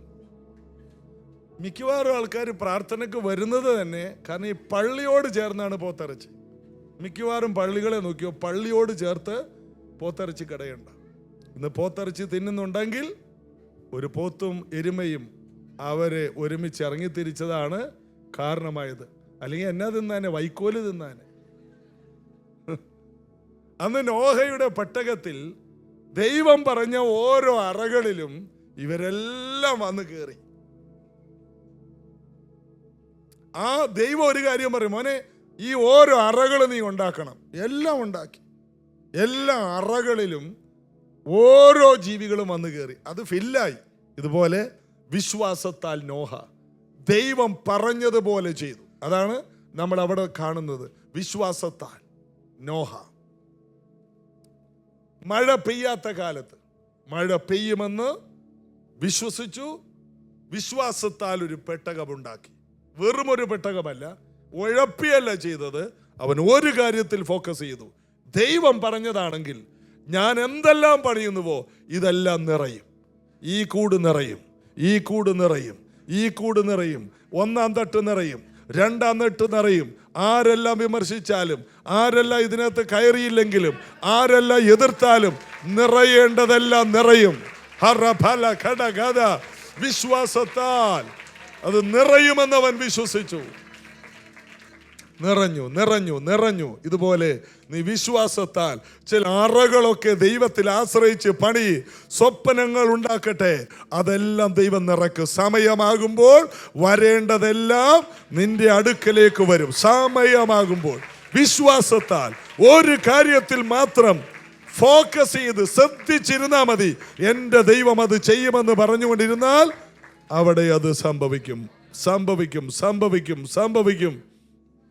ദൈവത്തിൽ ആശ്രയിച്ചാൽ മതി. വരേണ്ടതെല്ലാം നമ്മുടെ അടുക്കൽ വരും. നമുക്ക് ശലോമോന്റെ ചരിത്രം അറിയാം. ശലോമോന്റെ ചരിത്രം മത്തായിയുടെ സുവിശേഷത്തിൽ തുടങ്ങുന്നത് ഒരു നാണക്കേടിലൂടെയാണ്. എന്താണ്? മത്തായിയുടെ സുവിശേഷത്തിൽ അവിടെ വംശാവലി തുടങ്ങുമ്പോൾ എനിക്ക് തോന്നുന്നു 6-ാമത്തെ വാക്യമായിരിക്കും. അതിനകത്ത് ദാവീദ് ഊരിയാവിൻ്റെ ഭാര്യയായിരുന്നവളെ ഇശായി ദാവീദ് രാജാവിനെ ജനിപ്പിച്ചു. ദാവീദ് ഊരിയാവിൻ്റെ ഭാര്യയായി. ഇതൊക്കെ എന്തിനാ കർത്താവെ നാട്ടുകാരെ അറിയിക്കുന്നത്? പുള്ളി ആരും അറിയാതെ ചെയ്ത കാര്യമാണ്. കർത്താവ് ഇതിപ്പോ എല്ലാവരോടും പറയാം. നാണക്കേട്. ദാവീദ് ഊരിയാവിൻ്റെ ഭാര്യയായിരുന്നവളിൽ ശലോമോനെ ജനിപ്പിച്ച്. ജനനം തന്നെ നാണക്കേടാണ്. എന്നാൽ ശലോമോൻ ദൈവത്തോട് പ്രാർത്ഥിച്ചു, കർത്താവേ എൻ്റെ ജനനം മോശമാണ്, എൻ്റെ ജീവിതം മോശമാണ്, എന്നാൽ എനിക്കൊരു മാന്യമായ ജീവിതം വേണം, എനിക്ക് ജ്ഞാനം വേണം, എനിക്കൊരു നല്ല രാജാവാകണം, ഈ ജനത്തെ നയിക്കാനുള്ള ജ്ഞാനവും വിവേകവും എനിക്ക് തരണേ. പിന്നീട് നമ്മൾ വായിക്കുന്നു, ഭൂമിയുടെ എല്ലാ ഭാഗത്തുള്ള ജ്ഞാനികളും രാജാക്കന്മാരും ശലോമോനെ അന്വേഷിച്ചു വരികയാണ്. അവന്റെ മേൽ ഒരു ചീത്തപ്പേരുണ്ടായിരുന്നു. ആ ചീത്തപ്പേരിനെ നല്ലതുകൊണ്ട് അവൻ ക്യാൻസൽ ചെയ്ത് കളഞ്ഞു. ഭൂമിയിൽ ആർക്കുമില്ലാത്തൊരു നന്മ ദൈവം അവന്റെ മേൽ വെച്ചപ്പോൾ അവന്റെ ജീവിതത്തിൽ ഉണ്ടായിരുന്ന ജന്മനാ ഉള്ള ചീത്തപ്പേര് ഇല്ലാതെയായി. ഇതിവിടെ ജന്മന അല്ലെങ്കിൽ വർഷങ്ങളായി ജീവിതത്തിൽ കിടക്കുന്ന ചില ചീത്തപ്പേര്, ദൈവത്തിന്റെ ഉയർച്ചകൾ നിന്റെ മേൽ വരുമ്പോൾ അത് ഇല്ലാതെ അലിഞ്ഞു മാറും. നിന്റെ ജീവിതത്തിലുള്ള എല്ലാ ചീത്തപ്പേരിനെയും ദൈവം എടുത്തു മാറ്റാൻ പോവുകയാണ്. എത്ര പേർ കൈകൾ അടിച്ച് അതിനെ സ്വീകരിക്കും? ഹല്ലേലൂയ.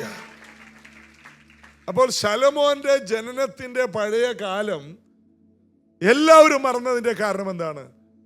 ശലോമോന്റെ കാലം സുവർണകാലമാക്കി ദൈവം മാറ്റി. ദൈവം അവന്റെ കൂടെ ഇരുന്നു. അവിടെ വായിക്കുന്നു, ദാവീദ് ശലോമോനെ കുറിച്ച്, ദാവീദിനോട് ദൈവം ശലോമോനെ കുറിച്ച് പറയാണ്, നിന്റെ ഒരു മോനുണ്ടല്ലോ ശലോമോൻ, അവൻ എൻ്റെ മോനാണ്. ദൈവം ശലോമോനെ തൻ്റെ മോനാക്കി. അതോടുകൂടി സംവിധാനങ്ങളെല്ലാം മാറി, നാണക്കേട് മുഴുവൻ മാറി. നാം ദൈവത്തിൻ്റെ മോളും മോനുമായി മാറിയെങ്കിൽ എത്ര വലിയ ചീത്തപ്പേരും അത് തുടച്ചു മാറ്റപ്പെടും. ഇന്ന് നിങ്ങൾ അനുഭവിക്കുന്ന എല്ലാ ചീത്തപ്പേരും അത് കർത്താവ് മായിച്ചു കളയും.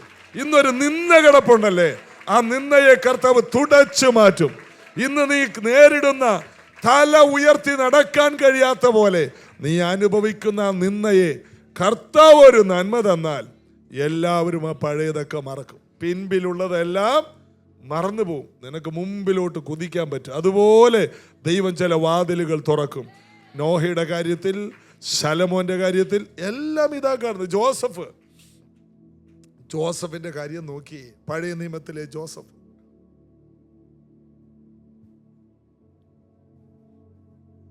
ആ ജോസഫിനെ 13ഓളം വർഷം പീഡന കേസിലെ പ്രതിയായി ജയിലിൽ കിടന്നു.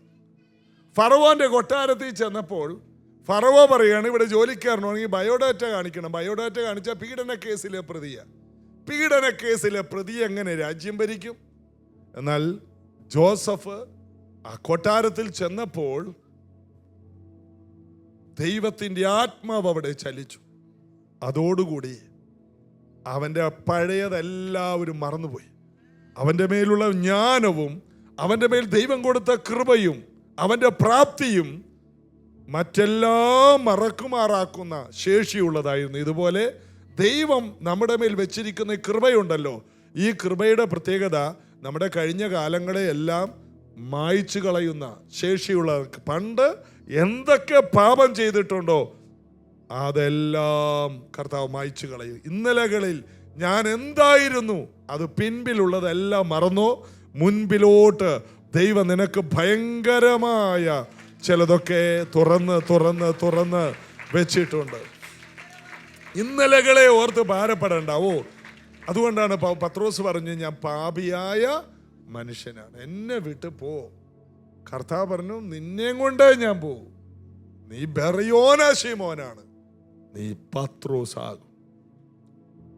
നീ ഭൂമിയിൽ കെട്ടുന്നത് സ്വർഗത്തിൽ കെട്ടപ്പെടും, നീ ഭൂമിയിൽ അഴിച്ചാൽ അത് സ്വർഗത്തിലും അഴിക്കും. നീ പാപി എന്ന് പറഞ്ഞില്ലേ, നിന്റെ ഇന്നലകളെ മുഴുവനും ഞാൻ മായ്ച്ചു കളയാൻ പോവുകയാണ്. ഇതിനകത്തിരിക്കുന്ന പലരുടെ ഉള്ളിൽ ഇന്നലകളുടെ ദുഃഖങ്ങൾ കിടപ്പുണ്ട്, ഇന്നലകളിലെ തെറ്റുകളും, ഞാൻ അങ്ങനെ ആയിരുന്നല്ലോ, കുറ്റബോധം. ഇതെല്ലാം യേശു തൻ്റെ രക്തം കൊണ്ട് കഴുകി മുൻപിലേക്ക് കുതിച്ച് ചാടുന്ന ഒരു വ്യക്തിയാക്കി നിന്നെ ദൈവം മുന്നോട്ട് കുതിപ്പിക്കാൻ പോവുകയാണ്. ഒരു കുതിരയെ പോലെ, ഒരു മനോഹര തുരകമാക്കി ദൈവം നിന്നെ മാറ്റാൻ പോവുകയാണ്. നിന്നെ ദൈവം പുതിയതാക്കി മാറ്റാൻ പോവുകയാണ്. രമനഘടക ജഗസ്യാര, നിന്നെ ദൈവം പുതുക്കം കൊണ്ട് നിറക്കാൻ പോവുകയാണ്. ഒരു പുതിയ അന്തരീക്ഷത്തിലേക്ക് ദൈവം നിന്നെ കൊണ്ടുപോകാൻ പോവുകയാണ്. എത്ര പേരത് വിശ്വസിക്കുന്നു? ഒരു പുതിയ തുടക്കം കാണുമെന്ന് വിശ്വസിക്കുന്ന എത്ര പേരുണ്ട്? എൻ്റെ ഓരോ ദിവസവും പുതിയതായിരിക്കും. ഒന്നും കണ്ടില്ലെങ്കിലും നിങ്ങളൊന്ന് ശ്രദ്ധിച്ചേ, അദൃശ്യനായ ദൈവത്തെ കണ്ടതുകൊണ്ട് ഉറച്ചു നിന്നു എന്നാണോ? കണ്ടത്. നമ്മുടെ ജീവിതത്തിൽ വിഷയം വന്നാൽ എന്നെ ഒരു ദൈവം വിളിച്ചിട്ടുണ്ട്, ഇതുകൊണ്ടൊന്നും ഞാൻ തീരില്ല, ഇതൊരു അവസാനമല്ല, ഇതൊരു തുടക്കമാണ്. അടുത്തിരിക്കുന്നവരോട് പറ, ഇപ്പോഴുള്ളതൊരു അവസാനമല്ല, ഇതൊരു തുടക്കം മാത്രമാണ്. ഒരു വിഷയം വന്നാൽ അതിൽ നിന്ന് അടുത്തൊരു വഴിത്തിരിവുണ്ടാകുകയാണ്. ഒരു പ്രശ്നം വന്നാൽ അതിൽ നിന്ന് അടുത്തൊരു ചാല് തുറക്കുകയാണ്. ഇന്ന് സംഭവിച്ച അഗ്നിപരിശോധനയ്ക്കായി സംഭവിച്ച അപൂർവ കാര്യങ്ങൾ എല്ലാം നന്മയ്ക്കായിട്ട് മാറും. ഇതിലൊന്നും പേടിക്കേണ്ട. എന്ത് വന്നിട്ടുണ്ടെങ്കിലും അത് ദൈവം ഒരു അത്ഭുതമാക്കി മാറ്റും, എല്ലാം ഒരു വിടുതലാക്കി മാറ്റും. എല്ലാം ഒരു ജയമാക്കി മാറ്റും. ജോസഫിന്റെ ചരിത്രം അതായത്. പിന്നീട് നമ്മൾ കാണുന്ന ഓരോ വ്യക്തികളുടെയും ചരിത്രത്തിലോട്ട് നോക്കുമ്പോൾ മുഴുവനും ഇത് തന്നെയാണ് നാം കാണുന്നത്. ദാവീദിന്റെ ജീവിതം നോക്കുമ്പോൾ ആമേൻ, ദാവീദ് ഫോക്കസ് ചെയ്തത്, മോശ വിശ്വാസത്തിൽ മുന്നോട്ട് ഉറച്ചു നിന്നെങ്കിൽ ദാവീദ് അഭിഷേകത്തിലാണ് ഫോക്കസ് ചെയ്തത്. അതുകൊണ്ട് ദാവീദിന്റെ ജീവിതത്തിൽ ഒരു തെറ്റ് വന്നപ്പോൾ 51 സങ്കീർത്തനത്തിന്റെ 11 വാക്യത്തിൽ പറയുന്നു, കർത്താവേ, നിന്റെ സന്നിധിയിൽ നിന്ന് എന്നെ തള്ളിക്കളയരുതേ. അടുത്തത്, നിന്റെ പരിശുദ്ധാത്മാവിനെ എന്നിൽ നിന്ന് എടുക്കരുത്. ഞാൻ ഈ ഓടുന്നത് ഒന്നിലാണ്, അഭിഷേകത്തിലാണ്. എൻ്റെ കുടുംബത്തിൽ വെച്ച് എന്നെ കൂട്ടുകാരിൽ പരമായി എന്നെ ആനന്ദ തൈലം കൊണ്ട് അഭിഷേകം ചെയ്ത എൻ്റെ ദൈവമേ, ഞാൻ ഈ കുതിക്കുന്നത് പരിശുദ്ധാത്മാവിലാണ്. ശൗലിൻ്റെ ഭൂതം വിട്ടുപോയത് ഞാൻ ഗിറ്റാർ വായിച്ചത് കൊണ്ടല്ല, ഞാൻ ഗിറ്റാർ വായിക്കുമ്പോൾ പരിശുദ്ധാത്മാവ് ചലിച്ചത് കൊണ്ടാണ്. അതുകൊണ്ട് എൻ്റെ ഈ പ്രതികൂലത്തിൽ എന്നെ തള്ളിക്കളയരുതേ, നിന്റെ പരിശുദ്ധാത്മാവിനെ എന്നിൽ നിന്ന് എടുക്കരുതേ. നീ പരിശുദ്ധാത്മാവിൽ ഫോക്കസ് ചെയ്താൽ, നീ പരിശുദ്ധാത്മാവിൽ ആശ്രയിച്ചാൽ നിന്റെ ജീവിതം ഒരു അത്ഭുത ജീവിതമായിരിക്കും. യേശു പറഞ്ഞു, ഈ ഉയരത്തിലെ ശക്തി കിട്ടാതെ നീ ഏത് വഴിക്കും തിരിയരുത്. ഉയരത്തിലെ ശക്തി കിട്ടിക്കഴിഞ്ഞാൽ നീ യെരുശലേമിലും യഹൂദിയയിലും ശമരിയയിലും ഭൂമിയുടെ അറ്റത്തോളം നീ സാക്ഷിയാകും. നീ എല്ലായിടത്തും പോയി സാക്ഷ്യം പറയും. അതിൻ്റെ അർത്ഥം അതാണ്. നീ അഭിഷേകമില്ലെങ്കിൽ നീ ഒരു സ്ഥലത്ത് തന്നെ ഒരു സാക്ഷ്യമില്ലാതെ ഒതുങ്ങിപ്പോകും. എന്നാൽ ആത്മാവ് വന്നു കഴിഞ്ഞാൽ ഭൂമി മുഴുവൻ ഓടി നടന്ന് പറയാൻ നിനക്ക് ആയിരക്കണക്കിന് സാക്ഷ്യമുണ്ടാകും. ഹല്ലേലൂയ! നീ പോകാൻ പോകുകയാണ്, നിന്നെ ദൈവം ഒരുക്കാൻ പോകുകയാണ്, നിന്നെ ദൈവം അയക്കാൻ പോകുകയാണ്, ദൈവം നിന്നെ കൊണ്ടുപോകാൻ പോകുകയാണ്. എന്തിന്? മേശമേൽ ശുശ്രൂഷിക്കാൻ തിരഞ്ഞെടുത്ത ഫിലിപ്പോസിനെ ഷണ്ണനെ സ്നാനപ്പെടുത്തിയ ശേഷം പരിശുദ്ധാത്മാവ് അവനെ എടുത്തുകൊണ്ട് പോയി. ഇവിടെ ഇരിക്കുന്ന പലരെയും പരിശുദ്ധാത്മാവ് മാറി മാറി മാറി എടുത്തുകൊണ്ട് പോകാൻ പോകുകയാണ്. നിന്നെ കർത്താവ് എടുത്തുകൊണ്ട് പോകും. ഓ റബരബരബരബസ് എടുത്തുകൊണ്ട് പോകും. റീനാഡ് ബോങ്കെ എന്ന വലിയ ദൈവപുരുഷൻ കൊച്ചിയിൽ 2ാമത് വന്നപ്പോൾ നെഹ്റു സ്റ്റേഡിയത്തിൽ അന്ന് പാസ്റ്റേഴ്സ് മീറ്റിംഗിൽ ഒരു സാക്ഷ്യം പറഞ്ഞു. ആ സാക്ഷ്യം ഇങ്ങനെയാണ്: അദ്ദേഹത്തെ ഒരിക്കലും നൈജീരിയ കയറ്റത്തില്ല. കാരണം നൈജീരിയയിലെ അവിടെ ഇദ്ദേഹം കയറിയാൽ അവിടെ ആൾക്കാർ രക്ഷിക്കപ്പെടും എന്ന ഒറ്റ കാരണത്താൽ നൈജീരിയയിൽ വിസയോ പാസ്പോർട്ടോ വിസ കൊടുക്കത്തില്ല. അങ്ങനെ ഇരിക്കുമ്പോൾ വേറൊരു രാജ്യത്ത് അദ്ദേഹം വർഷങ്ങൾ പ്രാർത്ഥിച്ചു. ഒരിക്കലും ഒരു രാജ്യത്ത്, ആ രാജ്യത്തിൻ്റെ പ്രസിഡന്റിൻ്റെ വീട്ടിൽ ഭക്ഷണത്തിന് ഇരിക്കുമ്പോൾ ഇദ്ദേഹം പറഞ്ഞു, എനിക്കൊരു ദുഃഖമുണ്ട്. എന്താണെന്ന് പ്രസിഡന്റ് ചോദിച്ചപ്പോൾ, എനിക്ക് നൈജീരിയ പോകാൻ പറ്റുന്നില്ല, എനിക്ക് വിസ തരുന്നില്ല. അതിന് പ്രസിഡന്റ് പറഞ്ഞു, ഈ ഭക്ഷണം കഴിച്ചിട്ട് നമ്മൾ നേരെ നൈജീരിയക്ക് പോവുകയാണ്. എന്താണ്? ഈ പ്രസിഡന്റിൻ്റെ ഈ വലിയ കൊട്ടാരത്തിൻ്റെ സൈഡിൽ തന്നെ എയർപോർട്ടാണ്. അവിടെ നിന്ന് പ്രസിഡന്റിൻ്റെ ഒപ്പം കയറി വിസയും പാസ്പോർട്ടും ഇല്ലാതെ നൈജീരിയൻ പ്രസിഡന്റിൻ്റെ നേരെ അദ്ദേഹത്തിൻ്റെ അടുക്കലോട്ടാണ് പോയത്. പാസ്പോർട്ടും വേണ്ട, വിസയും വേണ്ട. പരിശുദ്ധാത്മാവ് നിന്റെ കൂടെ ഉണ്ടെങ്കിൽ കാര്യങ്ങൾ മാറും. നിനക്ക് വേണ്ടി ദൈവം ഏതൊക്കെയോ രാജ്യങ്ങളെ തുറക്കാൻ പോവുകയാണ്. നീ പരിശുദ്ധാത്മാവിലാണോ? ഹല്ലേലൂയ! ഞാൻ പല നാട്ടിൽ ചെന്നപ്പോൾ ഒത്തിരി ചെറുപ്പക്കാരെ കണ്ടു. അവരെല്ലാം പാസ്റ്റർമാരുടെ മക്കളാണ്. ഇതെല്ലാം പാസ്റ്റർമാരുടെ മക്കളെ ദൈവം ഉപയോഗിക്കുന്ന ഈ ഇംഗ്ലണ്ടിൽ ദൈവം ഉപയോഗിക്കുന്ന എല്ലാ മലയാളി ചർച്ചിലെയും പാസ്റ്റർമാരോട് ചോദിച്ചു, നിങ്ങളുടെ അപ്പൻ ആരാ? ഞങ്ങളുടെ അപ്പൻ പാസ്റ്റർ. പാസ്റ്റർമാരുടെ മക്കൾ. അപ്പൊ അവര് പറയാണ്, ഞങ്ങളെ അപ്പനും അമ്മയൊക്കെ കഷ്ടവും പട്ടിണിയായിട്ട് ഇങ്ങനെ മറ്റുള്ളവരെ ആട്ടും തുപ്പും കേട്ട് സഹിച്ച് കിടക്കുമ്പോൾ ഞങ്ങൾ തീരുമാനിച്ചു ജീവനുണ്ടെങ്കിൽ സുവിശേഷ വേല ചെയ്യില്ലെന്ന്. അങ്ങനെ തീരുമാനിച്ച് പഠിച്ച് എഞ്ചിനീയറായി MBA കഴിഞ്ഞ് ജോലി കിട്ടി. അവിടെ വന്നു കഴിഞ്ഞപ്പോൾ ഉള്ളിൽ സമയമായപ്പോൾ പണ്ട് വീണ വിത്തുകളെല്ലാം ആ കട്ടകൾക്കിടയിൽ കിടന്ന് പൊട്ടിക്കിളിർക്കാൻ തുടങ്ങി. കാരണം ദൈവം ഈ അപ്പനും അമ്മയും ഈ പിള്ളേരെല്ലാം തലയെ കൈവച്ച് പണ്ട് പ്രാർത്ഥിച്ചതാണ്, കർത്താവേ ഇവനെ ഒരു സുവിശേഷ വേലക്കാരനാക്കണേന്ന്. സമയമായപ്പോൾ ഈ അപ്പൻ്റെ അമ്മയുടെ പ്രാർത്ഥനയുടെ മറുപടിയായിട്ട് ഇവരെല്ലാം സുവിശേഷ വേലക്കിറങ്ങി. ഇന്ന് അവരുടെ ചർച്ചൊക്കെ വലിയ ചർച്ചകളാണ്. എന്താ കാരണം? പണ്ടത്തെ പ്രാർത്ഥന. നിന്നയും പരിഹാസവും കാരണം ഈ മാർഗത്തിലേക്കില്ലെന്ന് പറഞ്ഞാണ്. എന്നാൽ സമയമായപ്പോൾ പരിശുദ്ധാത്മാവ് ചലിക്കാൻ തുടങ്ങി. ഇന്ന് അവരവിടുത്തെ വലിയ കൂട്ടായ്മയുടെ ശുശ്രൂഷകന്മാരാണ്. ഞാനൊരു സ്ഥലത്ത് ചെന്നു, വെയിൽസിൽ ചെന്നപ്പോൾ അവിടെ പള്ളികൾ വിൽക്കുകയാണ്. എന്നാൽ ഒരു സഭക്കാര് ഒരു വലിയൊരു പള്ളി വിലക്ക് വാങ്ങി. ഒരു ബാപ്റ്റിസ്റ്റ് ചർച്ച് വിൽക്കാനിട്ടത് ദൈവമക്കൾ ചെറുപ്പക്കാർ പോയിട്ട് അവർ പ്രാർത്ഥനക്കാർ വിലക്ക് വാങ്ങി. മനോഹരമായ ചർച്ച്. അപ്പോൾ ആരാ വാങ്ങിയത്? കേരളത്തിൽ നിന്ന് പോയ ഒരു പാവപ്പെട്ട ഒരു ഉപദേശിയുടെ മോനാണത് വാങ്ങിയത്. എന്താ കാരണം? പണ്ടപ്പം കരഞ്ഞതാണ്, ദൈവമേ ഇവനൊരു സുവിശേഷ വേലക്കാരനാകണേ. ആ പ്രാർത്ഥനയുടെ മറുപടി കാലങ്ങൾ കഴിഞ്ഞാലും നിന്റെ അപ്പത്തെ വെള്ളത്തിന്മേൽ എറിയുക, ഏറിയ കാലം കഴിഞ്ഞാലും അതെല്ലാം തിരിച്ചു വരുമെന്ന് പറയുന്ന പോലെ നീ വിശ്വാസത്താൽ വിതച്ചത്, കണ്ണുനീരോടെ വിതച്ചത് നീ ആർപ്പോടെ കൊയ്യും. അതുകൊണ്ട് കർത്താവ് പറയാണ്, നീ സഹിച്ചതും നീ തളർന്നു പോകാഞ്ഞതും എല്ലാം ഞാൻ അറിയുന്നു. ഇതെല്ലാം കർത്താവ് അറിയുന്നുണ്ട്. നമ്മൾ സഹിക്കുന്നതും തളർന്നു പോകാഞ്ഞതും ഒക്കെയും ദൈവം നമുക്ക് ഒരു പ്ലസ് പോയിന്റ് ആയിട്ട് വെച്ചേക്കാണ്. ഈ സഹിക്കുന്നത് കർത്താവിന് വേണ്ടി. വേണമെങ്കിൽ നമുക്ക് പിന്മാറി പോകാമായിരുന്നു. പിന്മാറിപ്പോയിട്ട് എവിടെ പോകാനാണ്? ഇപ്പൊ ചിലർ പറയും, ഞാനിനി ഈ ദൈവത്തെ സേവിക്കുന്നില്ല. എവിടെ പോകും? ഉള്ള സ്വസ്ഥത പോകില്ലേ? അശുദ്ധാത്മാവ് ഒരു മനുഷ്യനെ വിട്ടുപോയിട്ട് നീരോട്ടമുള്ള സ്ഥലം അന്വേഷിച്ച് നടന്നിട്ട് കിട്ടിയില്ലെന്ന്. തിരിച്ചു വന്നപ്പോൾ ഒരുത്തൻ സഭയിൽ വന്നിട്ട് ഇപ്പൊ സഭയിൽ പോകാതിരിക്കുന്നു. ഉടനെ അവൻ്റെ അകത്തോട്ട് കയറി 7 പേരെയും കൂടി വിളിച്ചുകൊണ്ട് വന്നു. പണ്ട് അവന് ഒരു ഭൂതം ഉണ്ടായുള്ളു, ഇപ്പൊ 7+1 8 ഭൂതമായിട്ട് ഇരിക്കുകയാണ്. ആ മനുഷ്യന്റെ സ്ഥിതി മുമ്പിലത്തേക്കാൾ എങ്ങനെ പോകും? പിന്മാറ്റത്തിൽ എങ്ങനെ പോകും? അടുത്തിരിക്കുന്നവരോട് പറ, പിന്മാറ്റത്തിൽ പോയാൽ 7+1 എന്ന് പറ.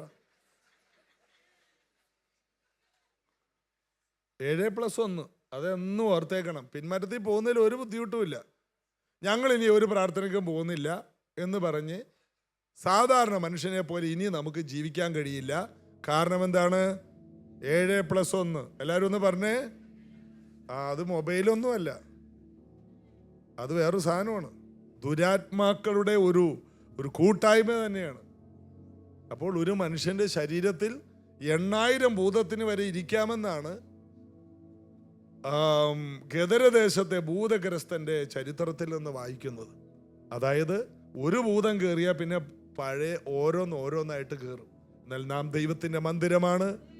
ദാവീദ് പറയാണ്, നീ എന്നെ തള്ളിക്കളയരുത് കർത്താവേ, എനിക്കൊരബദ്ധം പറ്റി, നിന്റെ പരിശുദ്ധാത്മാവിനെ എന്നിൽ നിന്ന് എടുത്തു കളയരുതേ.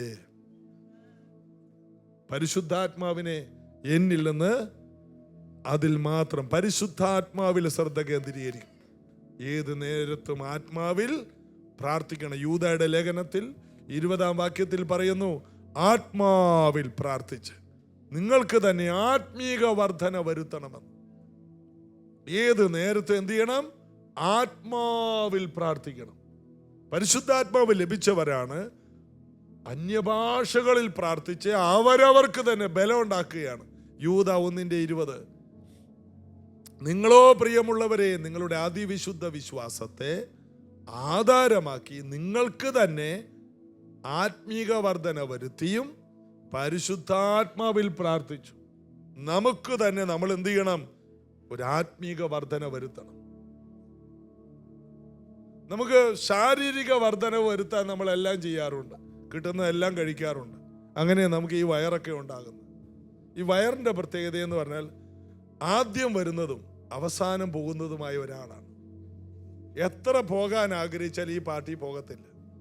ആദ്യം വരും ഇയാൾ, ക്ഷണിക്കാതെ വരുന്ന ഒരു അതിഥിയാണ്. ഈ കിട്ടുന്ന എല്ലാം വാരി വലിച്ച് തിന്നുമ്പോൾ ഇതുപോലെ ശാരീരിക വർധന വരുത്തുന്നവർക്ക് എല്ലാം ഇത് സ്വന്തമായിട്ട് കിട്ടാറുണ്ട്. എന്നാൽ ആത്മീക വർധന വരുത്തുന്നവർക്ക് ബലവും കൃപയും ശക്തിയും ഇതെല്ലാം നമ്മുടെ അവകാശം. ആത്മീകമായിട്ട് വർദ്ധിക്കണം. ശാരീരിക ബലം പോലെ തന്നെ ആത്മീക ബലമുണ്ട്. ശാരീരിക ബലം കൊണ്ട് ഈ ലോകത്തിൽ സാധാരണ മനുഷ്യനെ പോലെ ജീവിക്കുക. അതുകൊണ്ടാണ് ശരീര അഭ്യാസം അല്പം പ്രയോജനമുള്ളത് എന്ന് പറയുന്നത്. തിമോത്തിയോസിനോട് പൗലോസ് പറയാണ്, തിമോത്തിയോസെ, ജിമ്മിൽ പോകുന്നതൊക്കെ കൊള്ളാം, 1 മണിക്കൂറിൽ കൂടുതൽ പോകരുത്. ആര് പറഞ്ഞതാ?